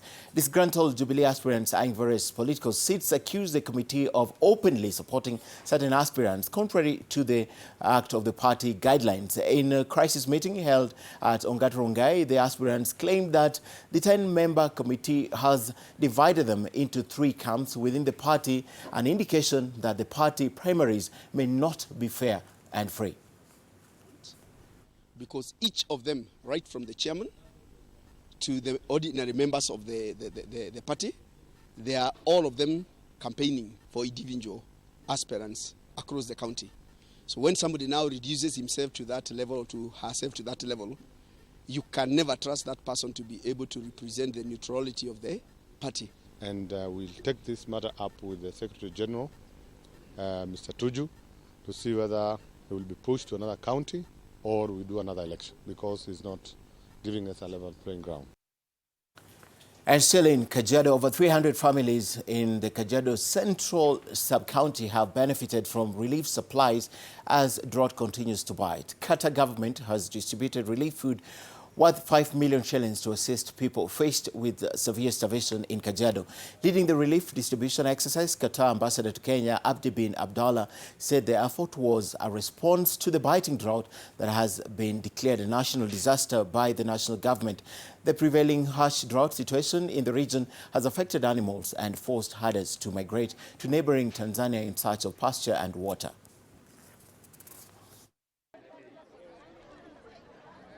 We have very vulnerable women who have come here. Most of them are single mothers and widows, and also people who have been hit hardest by the drought. We really appreciate the generosity from the government and the embassy of Qatar we welcome you here again, and this could be a beginning of greater things and collaboration between the county government of Kajiado and the government of Qatar. The drought situation and consequent dying or drying of most of the shallow wells in Wajir town depends on what was meant on Tuesday International Forest Day celebrations in Wajir could not be achieved or could not achieve the target of planting 1,200 trees. Nudin Emoge elaborates. Wajir Girls Secondary School students mark the International Forest Day, a day celebrated annually to recognize and promote the contribution of trees to human survival. Wajir is an arid area prone to high temperatures and drought most of the time. The inhabitants are only too aware of the importance of trees. In Wajir County, there is a lot of sun, and at times, sometimes we look somewhere to rest when the sun is too hot. So we are very happy and we'll take care of these trees. Joyce and her colleagues depend on the trees for cover from the scorching sun.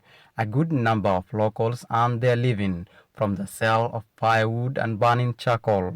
People fall back to the environment when the livestock start dying. You know, most of our people in this county, they see trees as income. They see it's a source of generating income. So they use firewood, they use charcoal. So we want to discourage all those. In what appeared to be a clear sign of challenges posed by the effect of global warming, the team of environmental conservators could not meet their target to plant at least 1,000 trees this year. Plant 7,500 trees, which means every year we have to plant 1,200. The reason as to why we are planting less than that today is because of the shortage of Wajir that we have. There is a drought, and we want to have also long-term solution. 1,000 trees may not meet the demand for charcoal and fuel wood because we normally remove so much and replacement is so low. We need to replace what we remove from the woodlands. The International Forest Day was also marked in 10 other neighboring schools in Wajir County. Nurdin Almoge, NTV, Wajir County. And in about 15 minutes, NTV Sasa will be on air. Let's take a brief look at what they'll be discussing today. Jamila?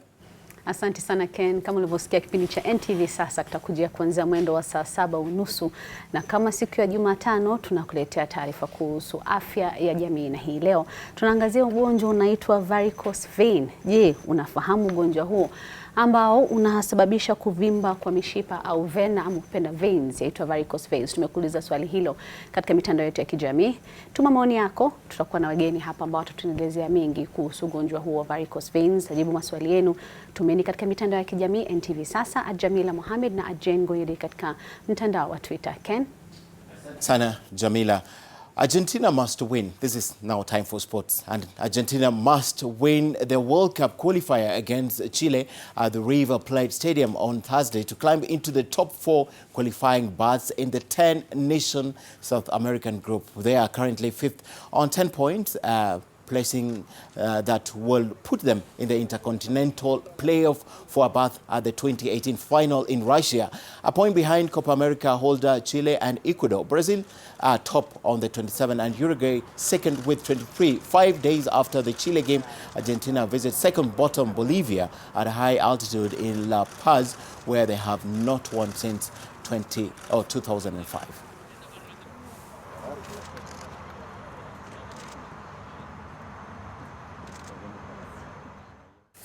The Kenya Rugby Union AGM and election will be held this evening, with the focus being on the chairman's position that has attracted three candidates, including the incumbent Richard Omwela. 7 directors will also battle for 4 slots, with the AGM also poised to debate a proposal to have board members sit for 4 years instead of the current 2. Warau the Kiru with the details.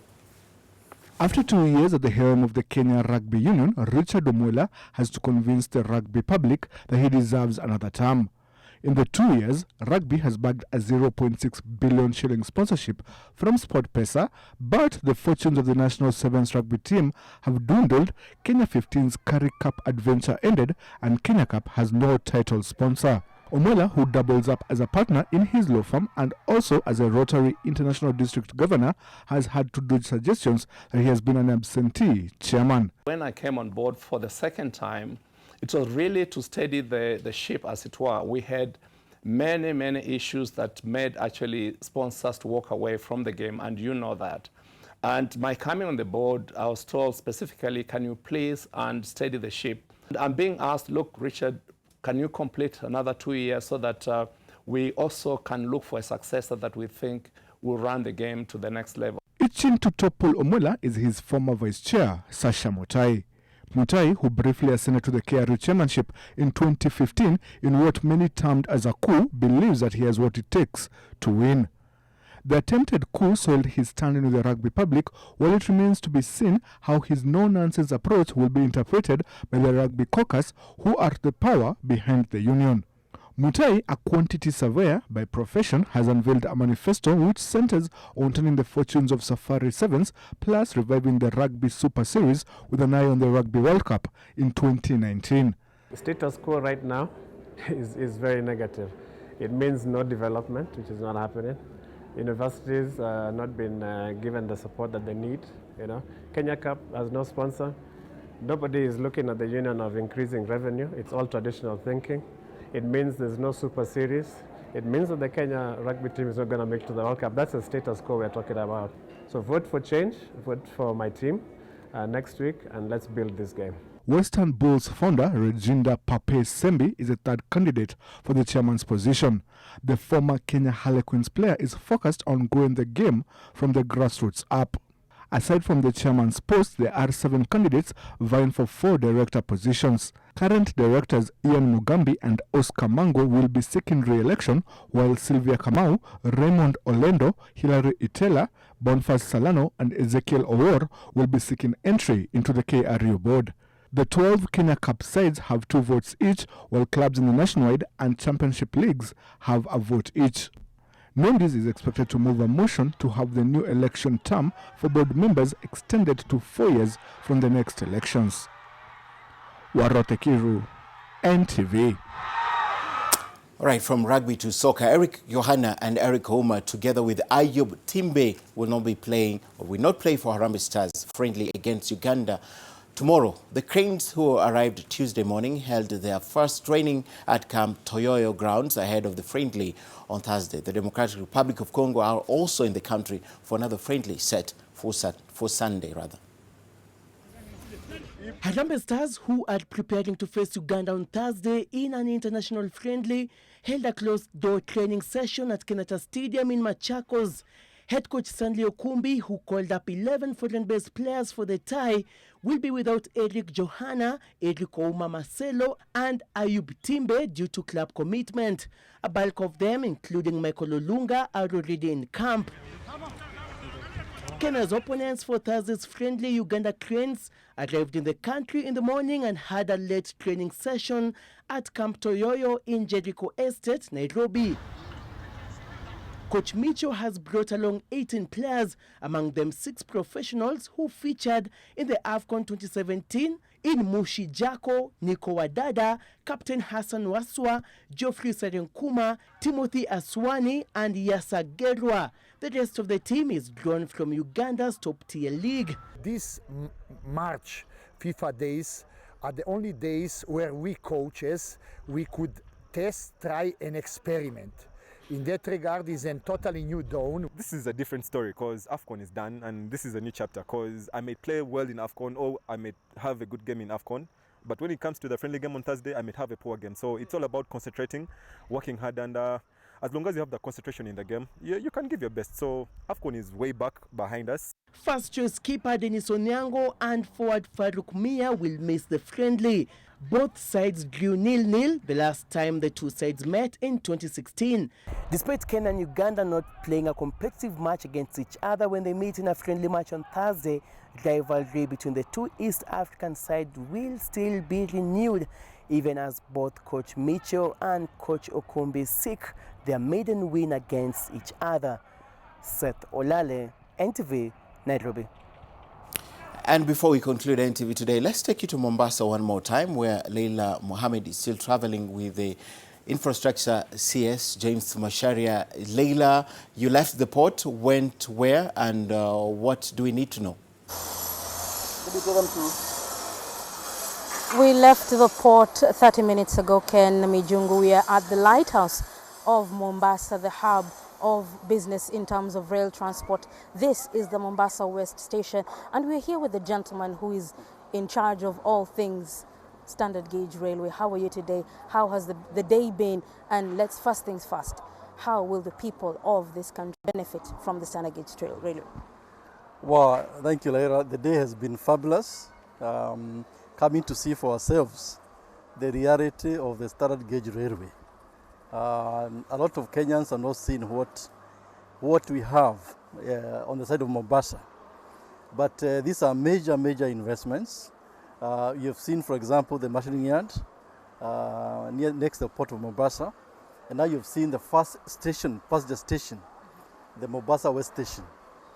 Passengers will be coming here, going to Nairobi, and alighting here when coming from Nairobi. And it will mean a lot for Kenyans because, number one, the cost of travel will really go down. The speed of travel will really go up. And so it will be a very big benefit to Kenyans, even our safety on the roads. Because, we have had a lot of issues with accidents on the way to Nairobi. You have seen the damage to our roads, especially when it's raining. And so with the completion of this railway, which is ahead, 18 months ahead of schedule, this will be a major milestone in our history as a country. In terms of the capacity and the magnitude of this project, in terms of numbers, how much will Kenya have used by the end of this particular project, considering the fact that your cabinet secretary of the National Treasury has been quoted as saying that a half a trillion shillings will be used in this project. Do you feel that it is too much a budget for Kenyans to be able to counter? It is critically important for Kenyans to note one thing. This is a productive asset. Productive meaning it will be adding value to our GDP. It could have been a problem if we had spent so much money and it was a luxury project. So what will happen is with this investment, our gross domestic product will go up, and therefore, in terms of repayment of the loan, it will become a lot easier because we have more revenues, more incomes, Kenyans will have better benefits, and therefore the issue about debt will not arise. Let me tell you, Kenya's debt is about 50% of GDP. The countries in Europe, the most developed countries in Europe, they actually have up to 200% of GDP. The difference being they invest in productive assets.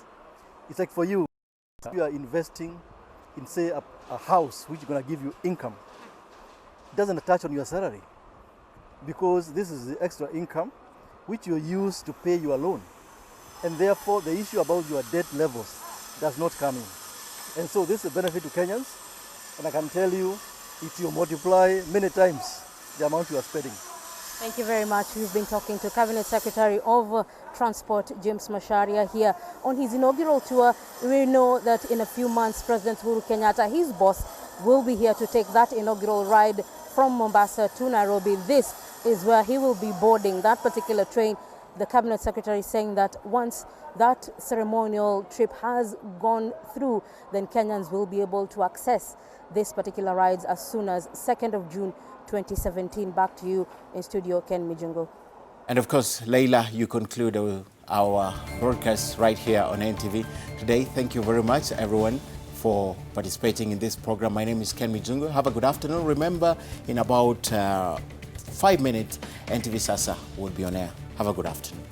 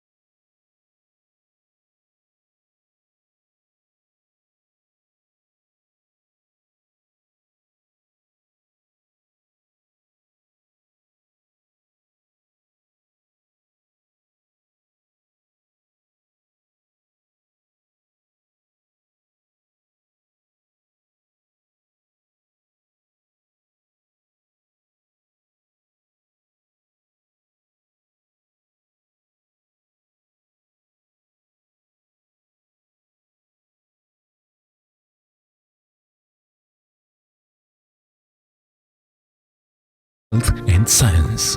Join the conversation. Get your copy of Healthy Nation this and every Tuesday, only in the Daily Nation. Powered by Nation Media Group and the Bill and Melinda Gates Foundation.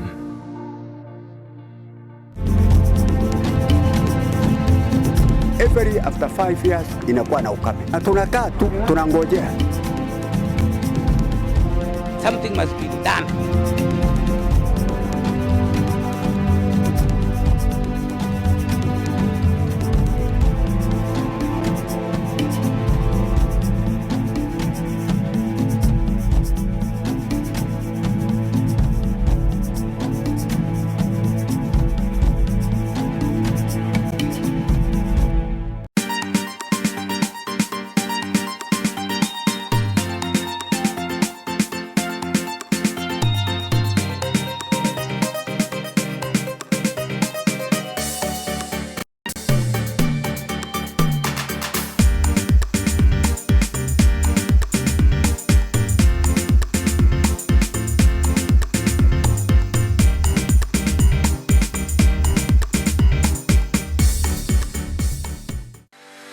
At the flick of a button, you're out. It was heartbreaking. I had to go back to my parents' house. You feel that you've given so much, you've really put in a lot of blood, sweat and tears. As I was preparing to go back to work after my maternity leave, I saw an email telling me, do not report to work, we'll call you. Our employers really don't owe us anything. Be prepared. We're living in a very dynamic time. And whether you're in business or employed, things could change. But is there life after job loss? Can one bounce back? Introducing the new Galaxy J5 and J7 Prime with stunning design, Gorilla Glass, a full HD screen, and a 13-megapixel camera, now available at all Samsung authorized dealer shops countrywide. Samsung. Because laughter is the best medicine. The only show that brings families together, brings nations together, nurtures talent and bronze, gives us a chance to laugh and laugh. You have believed us, and we have come a long way with you. The Churchill Show, every Sunday at 8 p.m. only on NTV.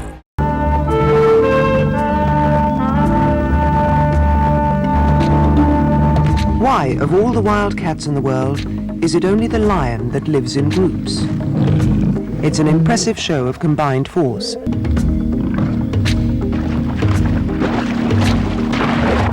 If lions can be called the crowned heads of the animal kingdom, then the enduring monarch is not the king, but the queen.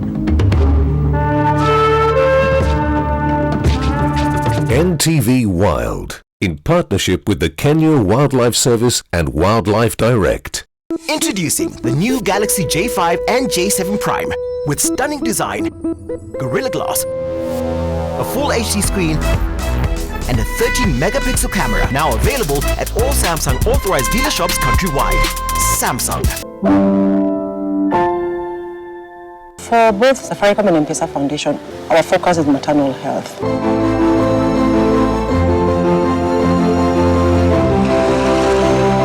With the maternity theatre operation now, it's up to about 60 mothers per month. Our aim is to reach that mother who could never have accessed good health care. Elimu zimetufikia mahali huku kwenye ndio mumefika. Tunashukuru vile vifaa vilivyoletwa na ujuzi ambao umeongezeka. The success stories are amazing, but there's still more to be done. Prepare to be entertained. In 3, 2, 1. Republic fam, are you ready? My name is Tracy Wanjira. They call me the baddest presenter, Martin Kimavi. Mr. Flavor from Nigeria. The phenomenal woman. This is Kylie Jones. Yeah. Then 2017, we're giving you more adventure, more music, more entertainment. Enjoy trends, for the trendsetters out there like us. With champions. Everything burudani, you can find it on Tin Republic, and make sure you follow us on our social media handles. Tin Republic on Twitter, Facebook, Tin Republic, Instagram, Tin Republic.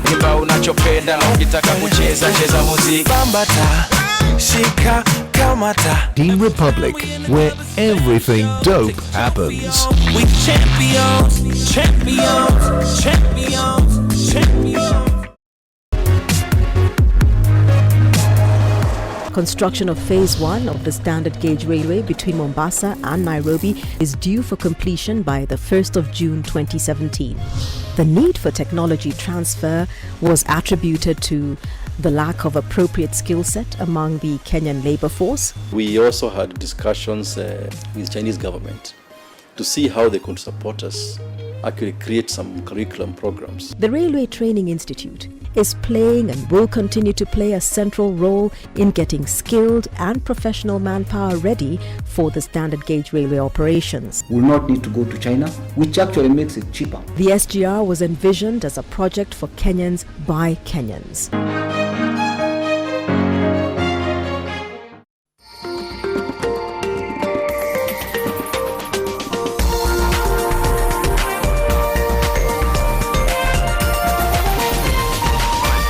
This is NTV.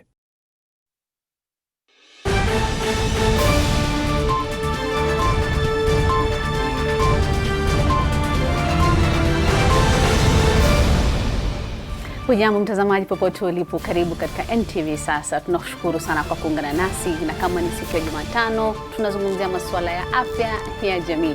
Kabla kuingia katika mada yetu hii leo, nakupenda kuarifu kwa siko peke yangu, niko naye mwenzangu Jen Goiri hapa studio. Seth Olale yuko papa hapa, naye tuna mwenzetu Leila Mohamed ambaye yuko kule Mombasa. Amekuwa akizungumza mchana kutwa tangu asubuhi akikagua miradi ya reli ya kisasa ama ukipenda SGR. Kwanza tuelekee kwake Leila ambaye yuko pale na Waziri James Macharia. Leila, tueleze. Jamila, kama alivyosema Waziri wa Uchukuzi James Macharia, na kwamba leo ni siku kubwa, kwani ni siku moja wapo ya kukagua mradi huu ambao unatarajiwa kuanza kazi tarehe mosi mwezi Juni mwaka huu, ambapo ni siku ya Madaraka Day, ambapo Rais Uhuru Kenyatta ataweza kusafiri kutoka hapa Mombasa hadi Nairobi katika safari ya kwanza ambayo inatarajiwa kuwa ya kwanza ya safari nyingi ambayo itaboresha hali ya uchumi ya taifa la Kenya, eneo la Afrika Mashariki na bara zima la Afrika. Leo niko naye msanifu jenzi Jerry Ndong ambaye pia ni naibu msimamizi wa mradi huu ambaye anasimamia ujenzi wa vituo vya reli katika reli hii ya Mombasa West. Ni kitu gani ambacho kitawavutia wengi ambao watafika hapa pasi na kuwa ni eneo la kwanza ambapo wale ambao wanasafiri watafikia hapa? Asante sana kwa swali hilo. Kile kitu naona itavutia watu sana ni design yenyewe. Station imekuwa design katika hali ya juu sana.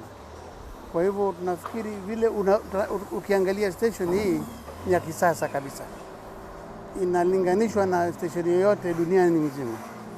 Na itakuwa watu karibu 1500 wanaweza kukuja hapa at one go. Kwa hivyo hiyo pia ni pamoja na design yake nzuri, unaona pia itabeba watu wengi. Na pia kwa vile ni ya kisasa itavutia watu. Waziri amesema kwamba amewapa hadi Mei 15 kuweza kukamilisha mradi huu, ikitarajiwa kwamba hangependelea kwamba tarehe 31 Mei ndio mnaweza kufanya mambo ya kukamilisha. Unawahakikishia vipi wa Kenya kwamba mradi huu ifikapo siku hiyo itaweza kuwa imekamilika? Tuna uhakika hii station itakwisha kabla ya siku hiyo. Tarehe 15 mwezi wa Mei tutahandover, tutakuwa tumemaliza kabisa kila kitu, ili ifikapo tarehe 1 mwezi wa Juni itakuwa ni station inafanya kazi kama kawaida. Kwa hivyo tuna uhakika wale wanaojenga hapa ni CRBC, wako na speed ya hali ya juu, na kwa hivyo hatuna wasiwasi, tutamaliza na imani tutamaliza. Kwa ufupi umeweza kueleza kwamba maeneo ya kupokea, yani viwanja vya ndege vitaweza kuonea wivu eneo hili na lile la Syokimau Nairobi. Tueleze kwa ufupi ni maeneo yapi ambayo yatakuwa hapa na itawezaje kuwahudumia wale ambao ni walemavu, watoto wadogo, watu wazima ambao ni wazee na hawawezi kupanda ngazi? Asante sana, manake kulinganisha na airport ya Mombasa, hata wewe unaona hii ni nzuri kushinda airport. vile imekuwa design ni mzuri sana, kwa hivyo italeta watu wengi. Sidhani kama kuna wivu itatokea, kuna watu wa kutosha. Walemavu tume provide lift ile ya kuleta watu kutoka chini, kuna tunnel kutoka chini. Yaani mtu anaweza kuja ukiwa na wheelchair uletwe juu hapa bila wasiwasi. Watoto, watu wazima, tuna escalators, tuna lifts na tuna ngazi vile vile. Kwa hivyo sioni kama tutakuwa na problem ya watu walemavu. Kati ya Mombasa na Nairobi kuna vituo ngapi kama hivi na vinaweza kuwachukua watu wangapi kwa muda mmoja? Tuko na vituo 9 za kubeba, yani za abiria. Isipokuwa zote pamoja ziko 33 stations. Lakini 9 ndio ya abiria. Mombasa ni terminal ni kubwa zaidi na Nairobi vile vile. Lakini kuna zingine 7 katikati. Kama vile Mariakani, tuna Voi, tuna Mtito Andei, tuna Athi River, ziko 7 katikati. Hii inabeba watu 1500. Zile za katikati zinabeba kama 250 people, 250. Kwa hivyo itakuwa ni nzuri sana niangalia. Mtazamaji, umeyasikia yote kutoka kwa Waziri James Macharia tuliyekuwa naye hapo awali, na kwa sasa msimamizi wa ujenzi wa maeneo haya ambayo reli hii itaweza kupitia, akiwahakikishia Wakenya kwamba tarehe 1 Juni mwaka huu safari ya reli ya kwanza ya reli hii ya kisasa itaweza kung'oa nanga kutoka hapa hadi Nairobi. Kutoka kwangu nimemaliza yangu ya hapa Mombasa, lakini NTV sasa inaendelea Nairobi, ikiwa nao Jamila Mohamed na Jen Ngoiri ambaye ninawarejeshia kwenu huko studio Nairobi. Shukran sana Leila Mohamed, na jiona hapo umejihami kabisa. Mtazamaji, basi leo ikiwa siku ya Jumatano ndani ya NTV sasa tunaangazia masuala ya afya na jamii. Basi leo tunazungumzia kuhusu ugonjwa wa kuvimba vena au mishipa au ukipenda kwa lugha ya kimombo varicose veins. Basi wageni wetu tayari wamejajaa studioni, tuko nao wataalam wa ugonjwa huo pamoja na waathiriwa wa ugonjwa huo, na tunauliza, je, iwapo unaugua ugonjwa wa kuvimba mishipa unapaswa kufanya nini? Basi nakusihi usikae mbali, maana baada ya muda usiokuwa mrefu nitaweza kuanza mjadala wa leo, lakini sasa nakupeleka kwa mwanaspoti wetu Seth Olale.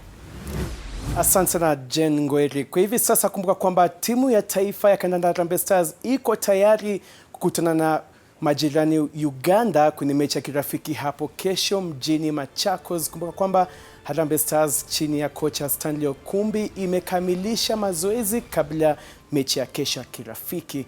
Wakati huo kumbuka kwamba mashindano ya gofu ya Kenya Open Pro Am yanaendelea hivi sasa, leo ikiwa siku ya pili, lakini mashindano kamili yataanza hapo kesho katika uwanja wa gofu wa Muthaiga. Ndakueleza zaidi kuhusu michezo za hivi sasa hapo katika NTV Sasa Michezo. Asante sana Seth. Mtazamaji, kama alivyokuarifu atakueleza mengi zaidi baadaye. Kabla ya kuingia katika mjadala wetu, hebu tuangalie mambo yalivyo hivi sasa. Mwongozo wa uongozi na uadilifu kwa ajili ya wagombeaji kuchapishwa karibuni. Anayedaiwa kumuua kakake anasakwa na polisi huko Molo. Wezi wa mifugo Turkana, Pokot Magharibi na Elgeyo Marakwet kukabiliwa na serikali. Na watu 2 kati ya 10 wana matatizo ya kuvimba mishipa hapa nchini.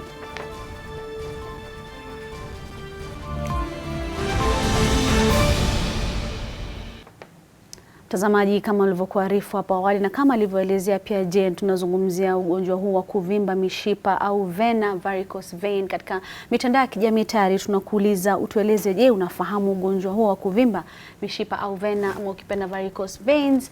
Tumeweka swali hilo katika mitandao ya kijamii, uweza kutujibu katika NTV Sasa @Jamila Mohamed @Jen Ngoiri. Papa hapa tutasoma maoni yako na tutasoma maswali yako kwa wageni wetu. Tutakueleza mengi kuhusu ugonjwa huu baadaye, lakini kwanza Jen, swali, ugonjwa huu unaujua, unaufahamu?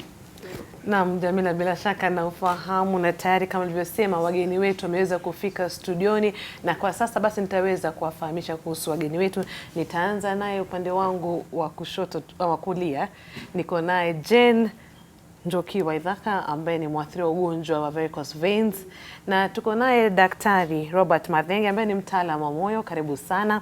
Na pia tuko naye Mohamed ambaye ni mjuzi wa teknolojia ya Biolytic AG. Karibu sana. Na pia tuko naye Nadini Hanisi ambaye ni mwathiriwa ugonjwa wa kuvimba mishipa. Lakini mtazamaji, kabla ya kuanza mada yetu ya leo, basi tupate taarifa kuhusu ugonjwa huo wa kuvimba mishipa au vena au kipenda varicose veins.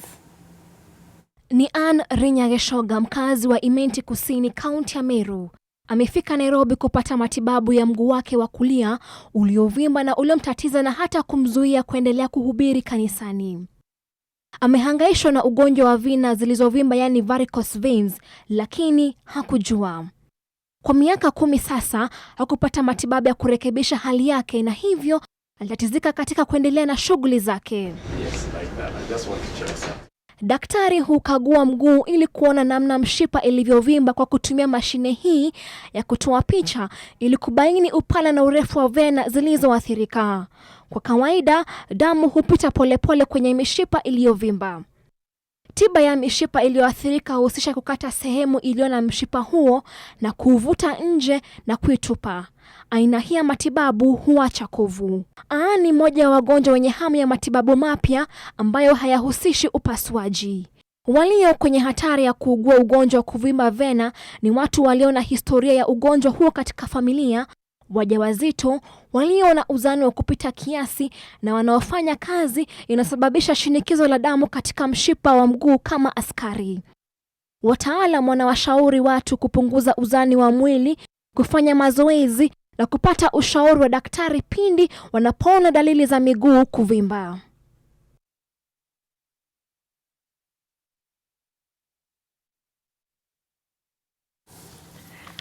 Na moja kwa moja tunakwenda kwa mada yetu, na nitaanza na wewe Robert Mathenge ambaye ni mtaalamu wa moyo. Tumezungumza kuhusu kuvimba mishipa, vena, varicose veins, lakini wengi labda hawataelewa.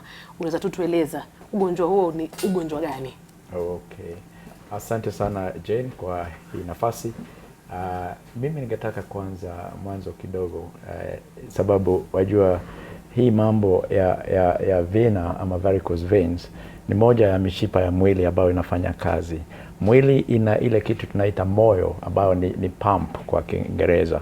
Na hiyo wajua kila sehemu ya mwili lazima ipate hewa ya oxygen, lazima ipate chakula kama sukari. Na hiyo inapelekwa kwa hizo sehemu za mwili na mishipa. Lakini sababu ili hiyo damu ifike huko lazima ipatiwe force na hiyo pump ambayo tunaita moyo. Sasa moyo ikipiga, damu inaingia mishipa inaitwa arteries. Hiyo inapeleka damu popote, kichwa, tumbo, miguu. Na hiyo iko na pressure. Inapigwa inaenda na pressure kama 140 kutoka 100 mpaka 100 tuseme 30 hivi. Inafika, inaenda na inaingia kila sehemu, inapatia chakula na hiyo hewa. Alafu ikifika mwisho kabisa, ili iwe karibu na hizo cells lazima iingie mishipa kidogo kidogo. Kwa hivyo inapoteza hiyo pressure kabisa, na lazima irudi kwa moyo. Imepoteza pressure, sasa iko kwa miguu, lakini lazima irudi kwa moyo. Sasa inaanza kuingia mishipa ingine, hiyo tutaita vena ama veins. Sasa hiyo vena kazi yake ni kurudisha moyo kwa damu kwa moyo ili ipigwe tena, ipelekwe kwa mapavu, ipatiwe oxygen, alafu iwe circulated, iendelee namna hiyo. Sasa unakuta sasa shida ya varicose veins ni shida ambayo inahusiana na mishipa hiyo ya upande wa vena, hiyo ya kurudisha damu kwa moyo, na iko na tofauti na hii ingine tuseme ya arteries, sababu ni nyepesi sana. Tunasema hiyo mshipa wa artery uko na layer kama tatu, lakini vena iko na layer moja peke yake. Na sasa wakati inajaribu kurudisha damu, mtu akiwa hana shida yeyote, shida ambazo tutaongea, kuna njia ambayo mwili umetengenezwa kurudisha hiyo damu hata bila hiyo pump kwa chini. Hivi basi unasema unapokuwa unaugua varicose veins hairudishi damu kwa moyo. Sasa varicose veins zinakuja wakati hiyo tuseme hiyo mpango wa kurudisha damu kwa moyo unakuwa na shida. Unakuwa na shida. Hiyo shida inalete kitu tunaita pressure ya damu. Wajua nilisema arteries ziko na pressure kama 100 hapo. Hiyo ya vena kawaida yake ni kama 5. Na inasababisha uvimbe. Na sasa ikiongezeka sababu ya shida kama hizo tumeona hapa.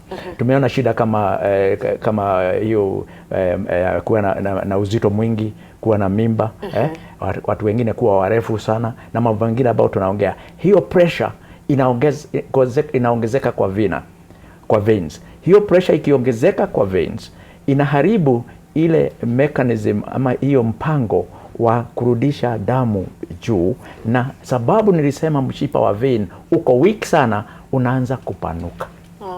Unaona? Huo mshipa unaanza kupanuka. Sababu hiyo pressure imeongezeka. Imeongezeka sababu gani? Kwa watu wengi ni sababu wamezaliwa hivyo.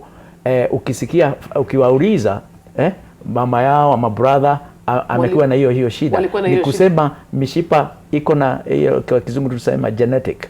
Tutazungumza swala hilo kuhusu mambo yanayosababisha jambo kama genetic. Kwa hivyo hiyo mishipa ikiwa weak, sababu moja ambao inaonekana sana ni hiyo genetic. Kuna zingine tutazungumzia haya sasa kidogo, pressure ikiongezeka kidogo mishipa inapanuka, ikipanuka inaanza kuonekana sasa. Na wajua sababu imepanuka, damu haiwezi kutembea kwa speed mzuri, kwa hivyo haina hiyo oxygen, haina hiyo nutrition. Okay? Kwa hivyo unaanza sasa kuona miguu rangi imeanza kubadilika. Mishipa imeanza kuonekana. Unaona? Na mtakuja kwako Jane, ni lini sasa uligundua kwamba unaugua ugonjwa huu na ukaona hapa sasa kuna tofauti? Nilikuduka siku ile nilikuwa kusikia uchungu sana. Sasa nisikia uchungu. Uchungu wapi? Kwa miguu. Sasa nikaona mmoja imeanza kutokea. Sasa ile ilitokea nikasikia hata kulala inakuwa ni shida. Nilikuwa nimelala mpaka chini. Nikulala chini alafu nikatafuta maji ya fridge nikawekelea mguu juu. Sasa ile nawekelea mguu juu nisikie hiyo baridi kidogo. Juu ilikuwa na moto sana. Sasa ndio nilikuwa nimeenda Nairobi Hospital. Wakaniambia ni varicose vein. Kutoka hapo wakashindwa ni kufanya operation. Nikaenda Kijabi. Kwenda Kijabi ndio alinifanya operation, na operation ikakuwa. Na hapo awali huko umeona, ukiwa unaangalia miguu yako huko umeona tofauti yote?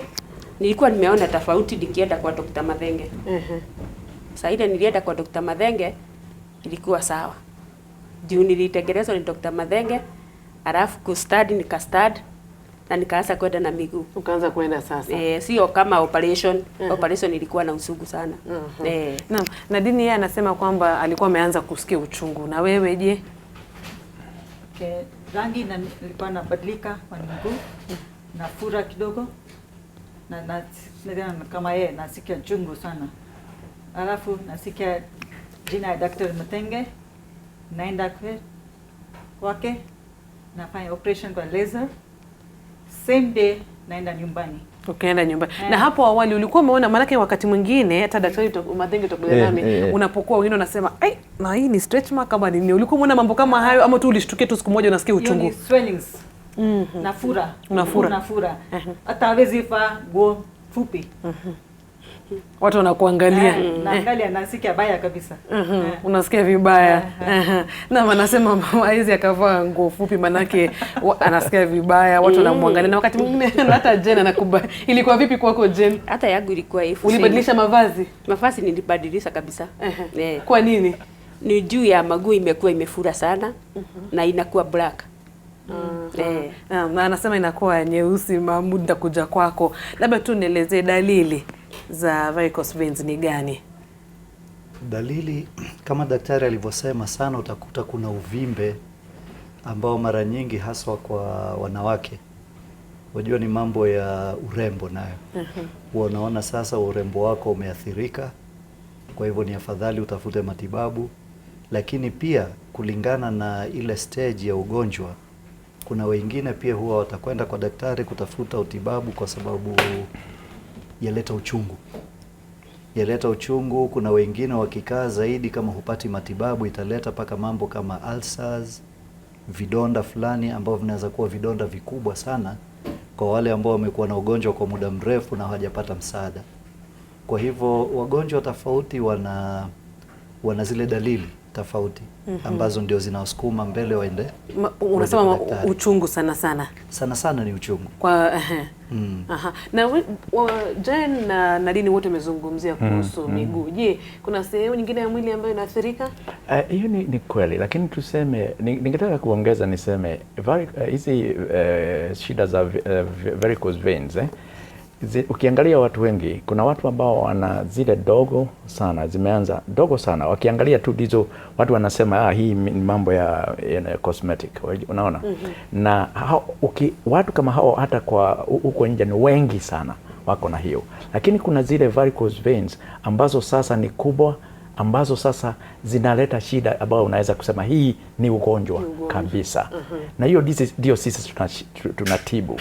Sababu mimi ni daktari wa mambo kama mimi natibu zile varicose veins ambazo zina athiri afya kabisa, na hizo ni zile varicose veins kubwa. Na hizo jambo la kwanza watu wanaona kama Mahmoud anasema, hiyo unaona tu veins zimeanza kuonekana. Hukuona veins zamani, lakini sasa umeanza kuona mishipa ambayo iko na rangi tofauti, okay? Na imeanza huko chini, wakati mwingine anaanza huko chini, kuna wakati inaanza hata juu, miguu juu. Kutoka hapo unaanza kusikia ile nikitaka kuongeza, miguu inaanza kuchoka ukisimama. Ukisimama sana unasikia umechoka. Unaona mtu anataka kubadilisha mguu huo mwingine, hata unasikia miguu baada ya kusimama kufanya kazi mchana, kukifika saa zingine unasikia kama iko na uchungu ambao huelewi mzuri. Sio kama kuchoka, kama uchungu. Sio ati uchungu pia ile kabisa, lakini unasikia sio mzuri hata kidogo. Sasa hiyo, alafu unaona sasa kama Mahmoud amesema uvimbe mara mbili. Mguu wenyewe waweza fura mwenyewe, uone umefura kabisa, ama alafu unaweza kuona sasa hiyo mishipa yenyewe sasa imepanuka na sasa imeonekana kama ile. Na sasa mtoto na mara ya mwisho isipotibiwa sasa, hiyo ngozi itaendelea kuwa nyepesi, alafu ipasuke, uwe na kidoda. Na vidoda ambazo zinatokana na varicose veins ziko gumu sana kuponya, kutibu. Isipokuwa sasa kama mtu anatibiwa mzuri, inachukua kama 6 weeks inapona. Lakini kidoda ndio ya mwisho kabisa, na inakuwa kubwa, na inakuwa hata sio mzuri kufika hapo. Sababu ikifika hapo, hata ikipona, utaachwa na mguu ambao inaonekana ilikuwa na kidoda kubwa. Hiyo tunaita alama, ile tunaita scar kubwa. Kwa hivyo tunajaribu watu waje mapema kabla hawajafika mahali hapo kupata hiyo kidoda. Sababu na hiyo kidoda iko na uchungu sana. Na inaathiri wanawake pekee ama pia wanaume? Hiyo jambo mzuri. Sababu wajua Nadine anacheka. Maana naona tu ni kina dada wako hapa. Nimetibu wanaume wengi kabisa. Lakini wale tulipigia simu, wajua hata walikuwa mmoja alikuwa hapo. Kwa hivyo lakini hawa wajua watu wazuri tu, na hata hawa ni zile tu walikuwa wameenda. Lakini kujibu swali lako, kwa ofisi yangu mimi ukiniuliza, siwezi kusema kwa mara moja ati ni ya wanawake au wanawake. Sababu tunaona leo unatibu mwanaume, kesho unatibu mwanamke. Lakini ukiangalia kwa dunia yote, tunajua hiyo genetic weakness, hiyo weakness ya mishipa, hiyo unasikia mama alikuwa nayo, baba alikuwa nayo, hiyo inadhuru watu mara moja, kama ni wanaume ama wanawake mara moja. Sasa tuseme uko na hiyo weakness. Sasa wanawake wana mambo mengi ambayo sasa wanaweka uzito kwa hiyo, na mishipa yao inakuja mapema, kama pregnancy kwanza, kupata watoto. Hiyo kupata watoto sasa ndio inafanya waonekane kama wao wako na lakini genes vile mtu ameudwa tuko, lakini yale mambo ambayo miili yetu inakuwa inawekelewa ni tofauti. Kupata watoto, tuseme mmoja amepata watoto wawili, mwingine watoto 6, mishipa kila wakati. Kumbuka tulisema ni varicose veins zinaletwa sababu pressure inaongezeka kwa mishipa. Pressure kama ile tu ya high blood pressure, lakini hii iko kwa mishipa. Na ile mambo ambayo inaongeza pressure na jambo moja ambalo wanajua pregnancy ni kama kila mwanamke. Na maana umezungumzia kuhusu ujauzito. Mahmud, ndakuuliza, kando na swala la kuwa mjamzito, mambo gani mengine yanasababisha varicose veins? Mambo mengine kwa mfano ni kama vile daktari alivyosema mbeleni, kuna ile sijui Kiswahili tuasemaje, lakini genetic. Ile familia, ile historia ya familia. Kitu labda kiko katika historia ya family. Hilo ni moja. Lingine ni watu ambao shughuli zao za kimaisha huwa wanasimama kwa muda mrefu. Kama maafisa wa polisi, walinzi. Kama hao, ama sijui labda kama nini, watu wa habari. Watu wa habari Ama kwa mfano kama nurses wanaofanya kwenye hospitali pia huwa wanasimama sana. Na mara nyingi pengine daktari atakubaliana na mimi, utakuta nurses wengi sana kwenye hospitali. Ukifanya uchunguzi utakuta wengi pia wana huu ugonjwa. Naam. Kwa hivyo hawa ndio zaidi mambo ambayo sijui kama daktari ataongezea chochote. Na kwa mfano kama ulivyosema, kama ni wauguzi ambao wako hospitali na kuna wengine walinzi, je, napaswa kufanya nini kuhakikisha, ama hata sisi wanahabari wakati mwingine tunasoma kwa muda mrefu, nifanyaje ili kuhakikisha kwamba damu inatembea vizuri? Nafikiri hao kuna mambo ambayo tunafanya kwao, lakini ningetaka kuongeza niseme kwa hii hizi mambo ambayo yanaleta, kuna hata mambo ya lifestyle. Kama sigara, ufutaji wa sigara. Na wajua, tusema wanawake, kuna hii mambo ya estrogen hormones, okay? Kwa hivyo watu ambao wanatumia hormones sana za estrogen, unajua kama zinaweza kuwa hata kwa PO zingine, na hata pregnancy iko associated, hiyo inaleta. Kuna hao watu ambao umeona sio wanaume, umeona hata kwa picha, wale ambao ni wazito sana, hiyo inaongeza pressure kwa vena. Kuna watu wengine wana hizo varicose veins, lakini zimekuja sababu ya magonjwa mengine. Kuna jambo moja ningesema, ati hii mishipa ya vena kuna aina mbili. Kuna ile iko juu inaitwa kwa kizungu superficial, iko karibu na ngozi. Na kuna ile inaenda direct to the heart, iko karibu na mfupa na misuli. Mahmud ameambia ni muscles. Iko karibu na bone na misuli. Okay? Hiyo unapata kwamba kuna magonjwa ambao, kuna mgonjwa mmoja ambao unapata hiyo misuli, hiyo mishipa inaitwa deep vein thrombosis. Hizo clots, umesikia hizo clots ambazo unapata mtu anaanguka. Kuna watu wengine wamepatwa na hizo, okay? Na hawakutibiwa kabisa. Kwa hivyo damu ile nyingi kama kiasi 90 kwa 100 inachukua hiyo highway ya deep veins, okay?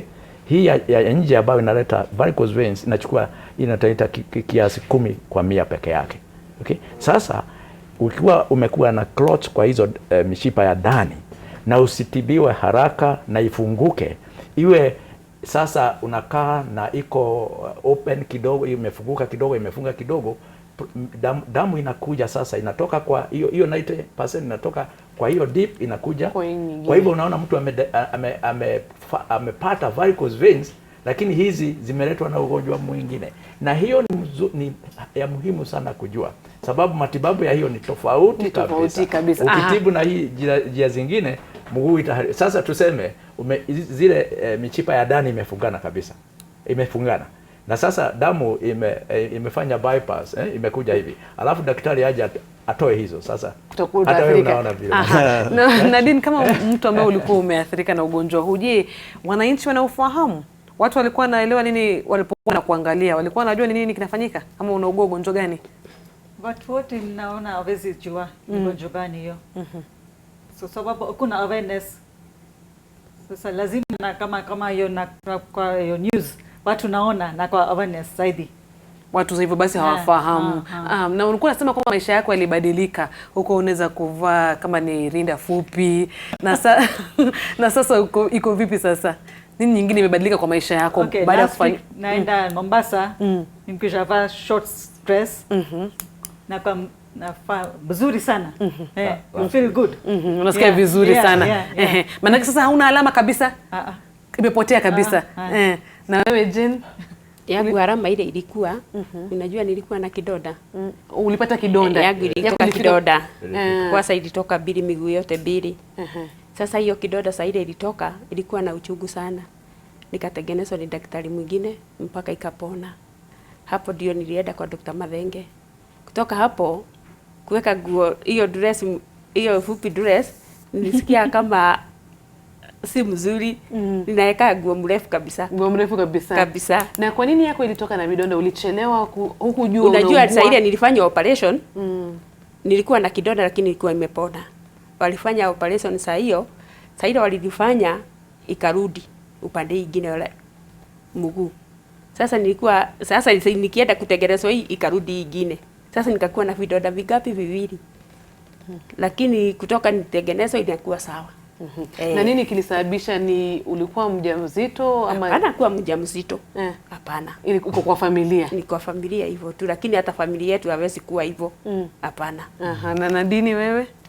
Okay, mama yangu ilikuwa na same problem ya varicose veins. Sasa hiyo ni genetic. Hata naona swali na mimba, iko na mimba ya second daughter yangu. So hii inaanza. Nikaanza. Na kwa mfano baada ya kufanywa upasuaji, mambo gani ambayo umebadilisha katika maisha yako ili kuweza kuzuia kupata tena varicose veins? Kutoka niende kwa Dr. Mathenge niliona change. Juu hawezi kaa sana, nilirudi kazi na ninasimama, ninakaa chini na hakuna uchungu nasikia. Hakuna uchungu. Hakuna hata kidogo. Na chakula unakula chakula ile? Nina reduce. Kama ni ugali vile mtu anakula kubwa, nikaambia ni reduce kidogo, nikule mboga mingi. Mafruti nikule kadogo. Usijaze sahani ugali. Ndio weight ikuje chini kidogo. Na Nadini, mazoezi unafanya? Vyakula unakula vipi? Na same tu. Lakini hata siku ile nafanya laser. Naenda nyumbani siku ile. Hiyo. Mara moja naenda nyumbani. Natembea tu. Na mdalizo tuko na simu, tuweze kupokea simu kwanza. Hello, nazungumza nani? Wapiga simu kutoka wapi? Hello, endelea na kupata. Ni Moses, napiga kutoka Kiambu. Sasa mimi niko na hiyo varicose veins. Ni shida ambayo mimi mwenyewe sikuwa najua nilipokuwa high school, I think form 2.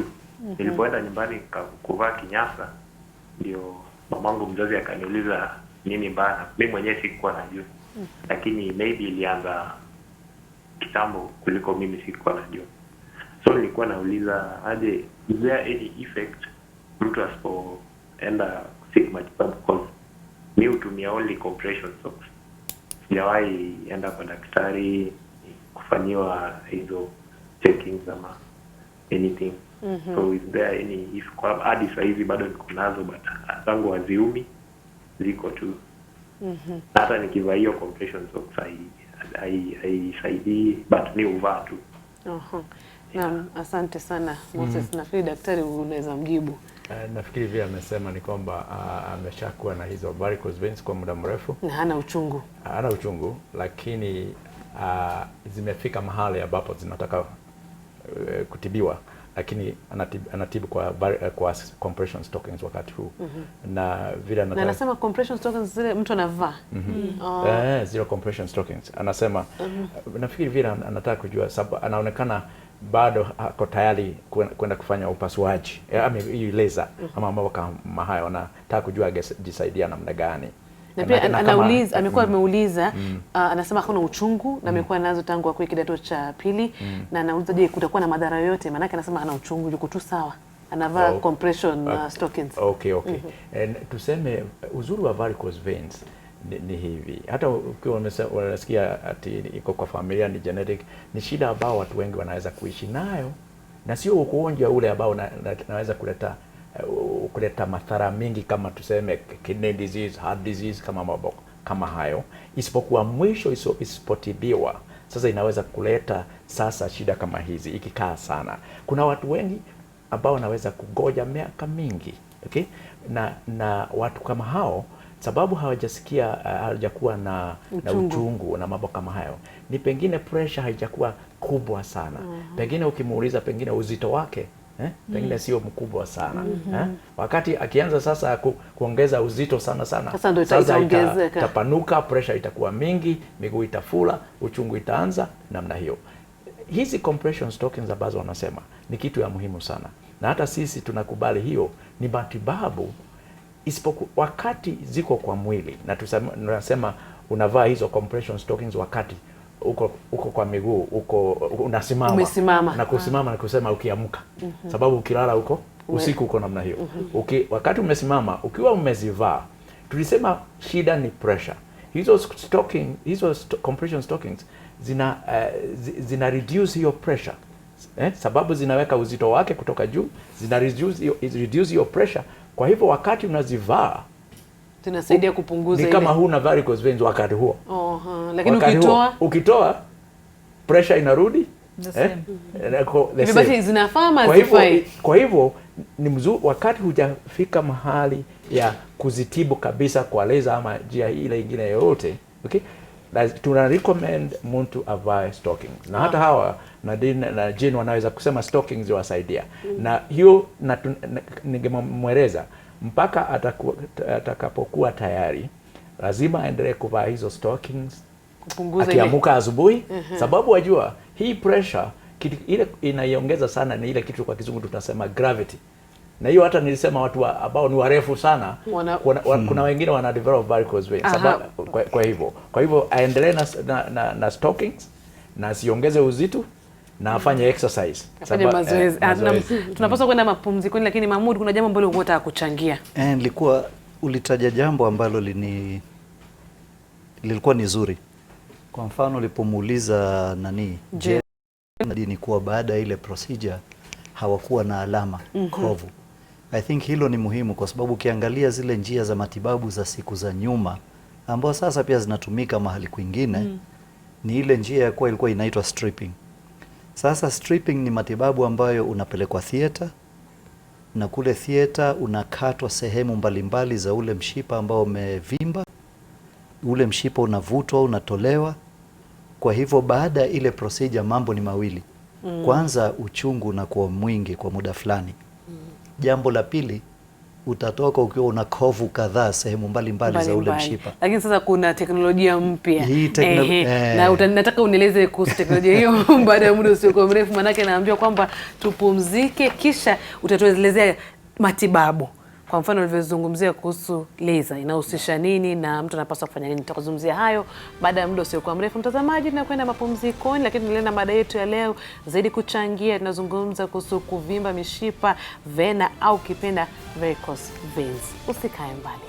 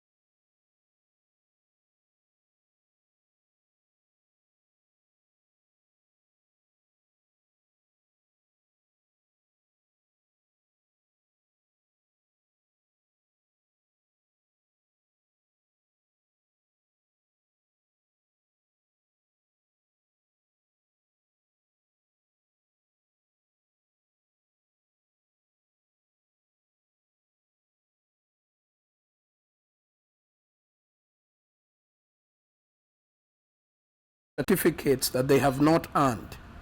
And therefore, one of the major areas of our concern in this integrity testing would be a basic one. Do you hold the educational qualifications that you claim to hold? And I think that that's very critical. The collaborating institutions encourage political parties to nominate candidates who meet the leadership and integrity threshold set out in the law. Maafisa wa usalama katika kaunti za Turkana, Pokot Magharibi na Elgeyo Marakwet wako tayari kupambana na wezi wa mifugo katika kaunti hizo ambao wanaendelea kusababisha maafa. Serikali inafanya operesheni katika mipaka ya kaunti hizo na imesema yeyote atakayepatikana akijihusisha na maovu hayo atachukuliwa hatua kali.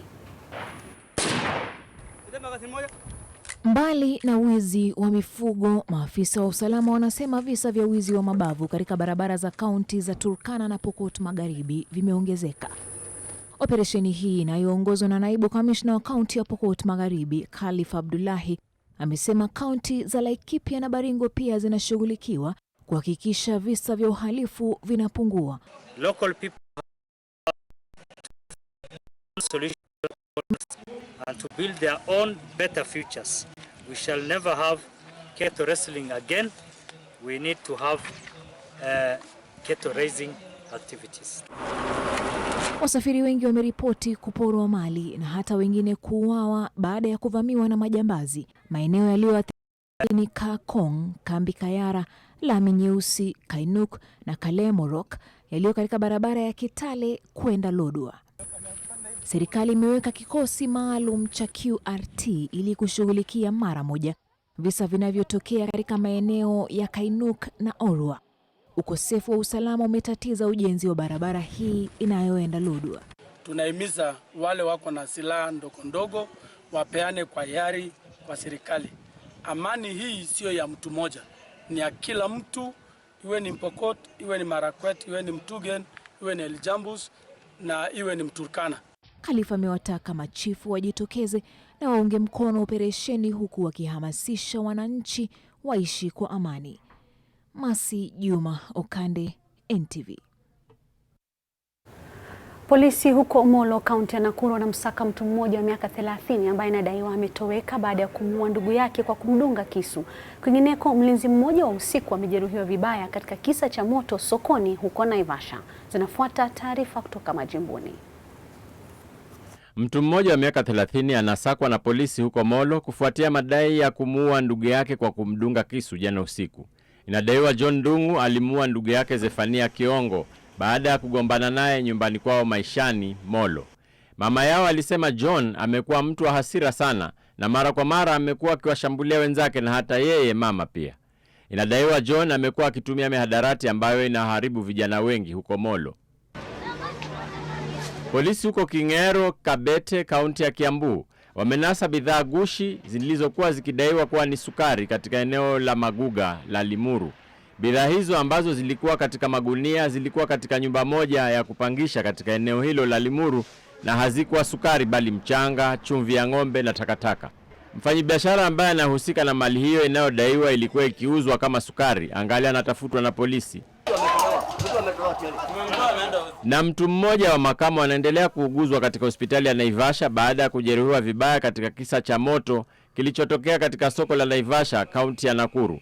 Mtu huyu anayejulikana kwa jina moja tu kama Waingo, inadaiwa alikuwa pia mlinzi wa usiku katika soko hilo ambaye alisababisha moto huo kwa kutupa kiholela kipande cha sigara kilichokuwa bado na moto. Mlinzi huyo inadaiwa ufungiwa ndani ya kibanda kilichoteketea na hakuweza kujisaidia wakati moto ulipozuka. Katika sehemu ya Kabati huko Naivasha, wakazi ambao nyumba zao ziliteketea wamepelekewa msaada na serikali ya kaunti ya Nakuru. Nyumba 6 ziliteketea siku ya Jumapili iliyopita katika kisa hicho cha moto uliosababishwa na hitilafu ya nguvu za umeme. Lolani Kalu, NTV.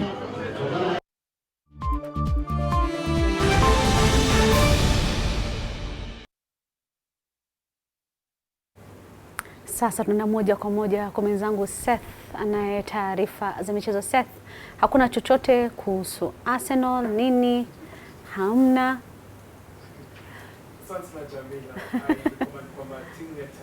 Naam Seth. kabla hujaendelea, nilikuwa napenda kusema kwamba tu kama ulivyotuarifu hapo awali ni kwamba timu ya taifa ya kandanda Harambee Stars iko tayari kwa mechi ya kesho ya kirafiki dhidi ya Uganda Cranes katika uwanja wa Kenyatta mjini Machakos.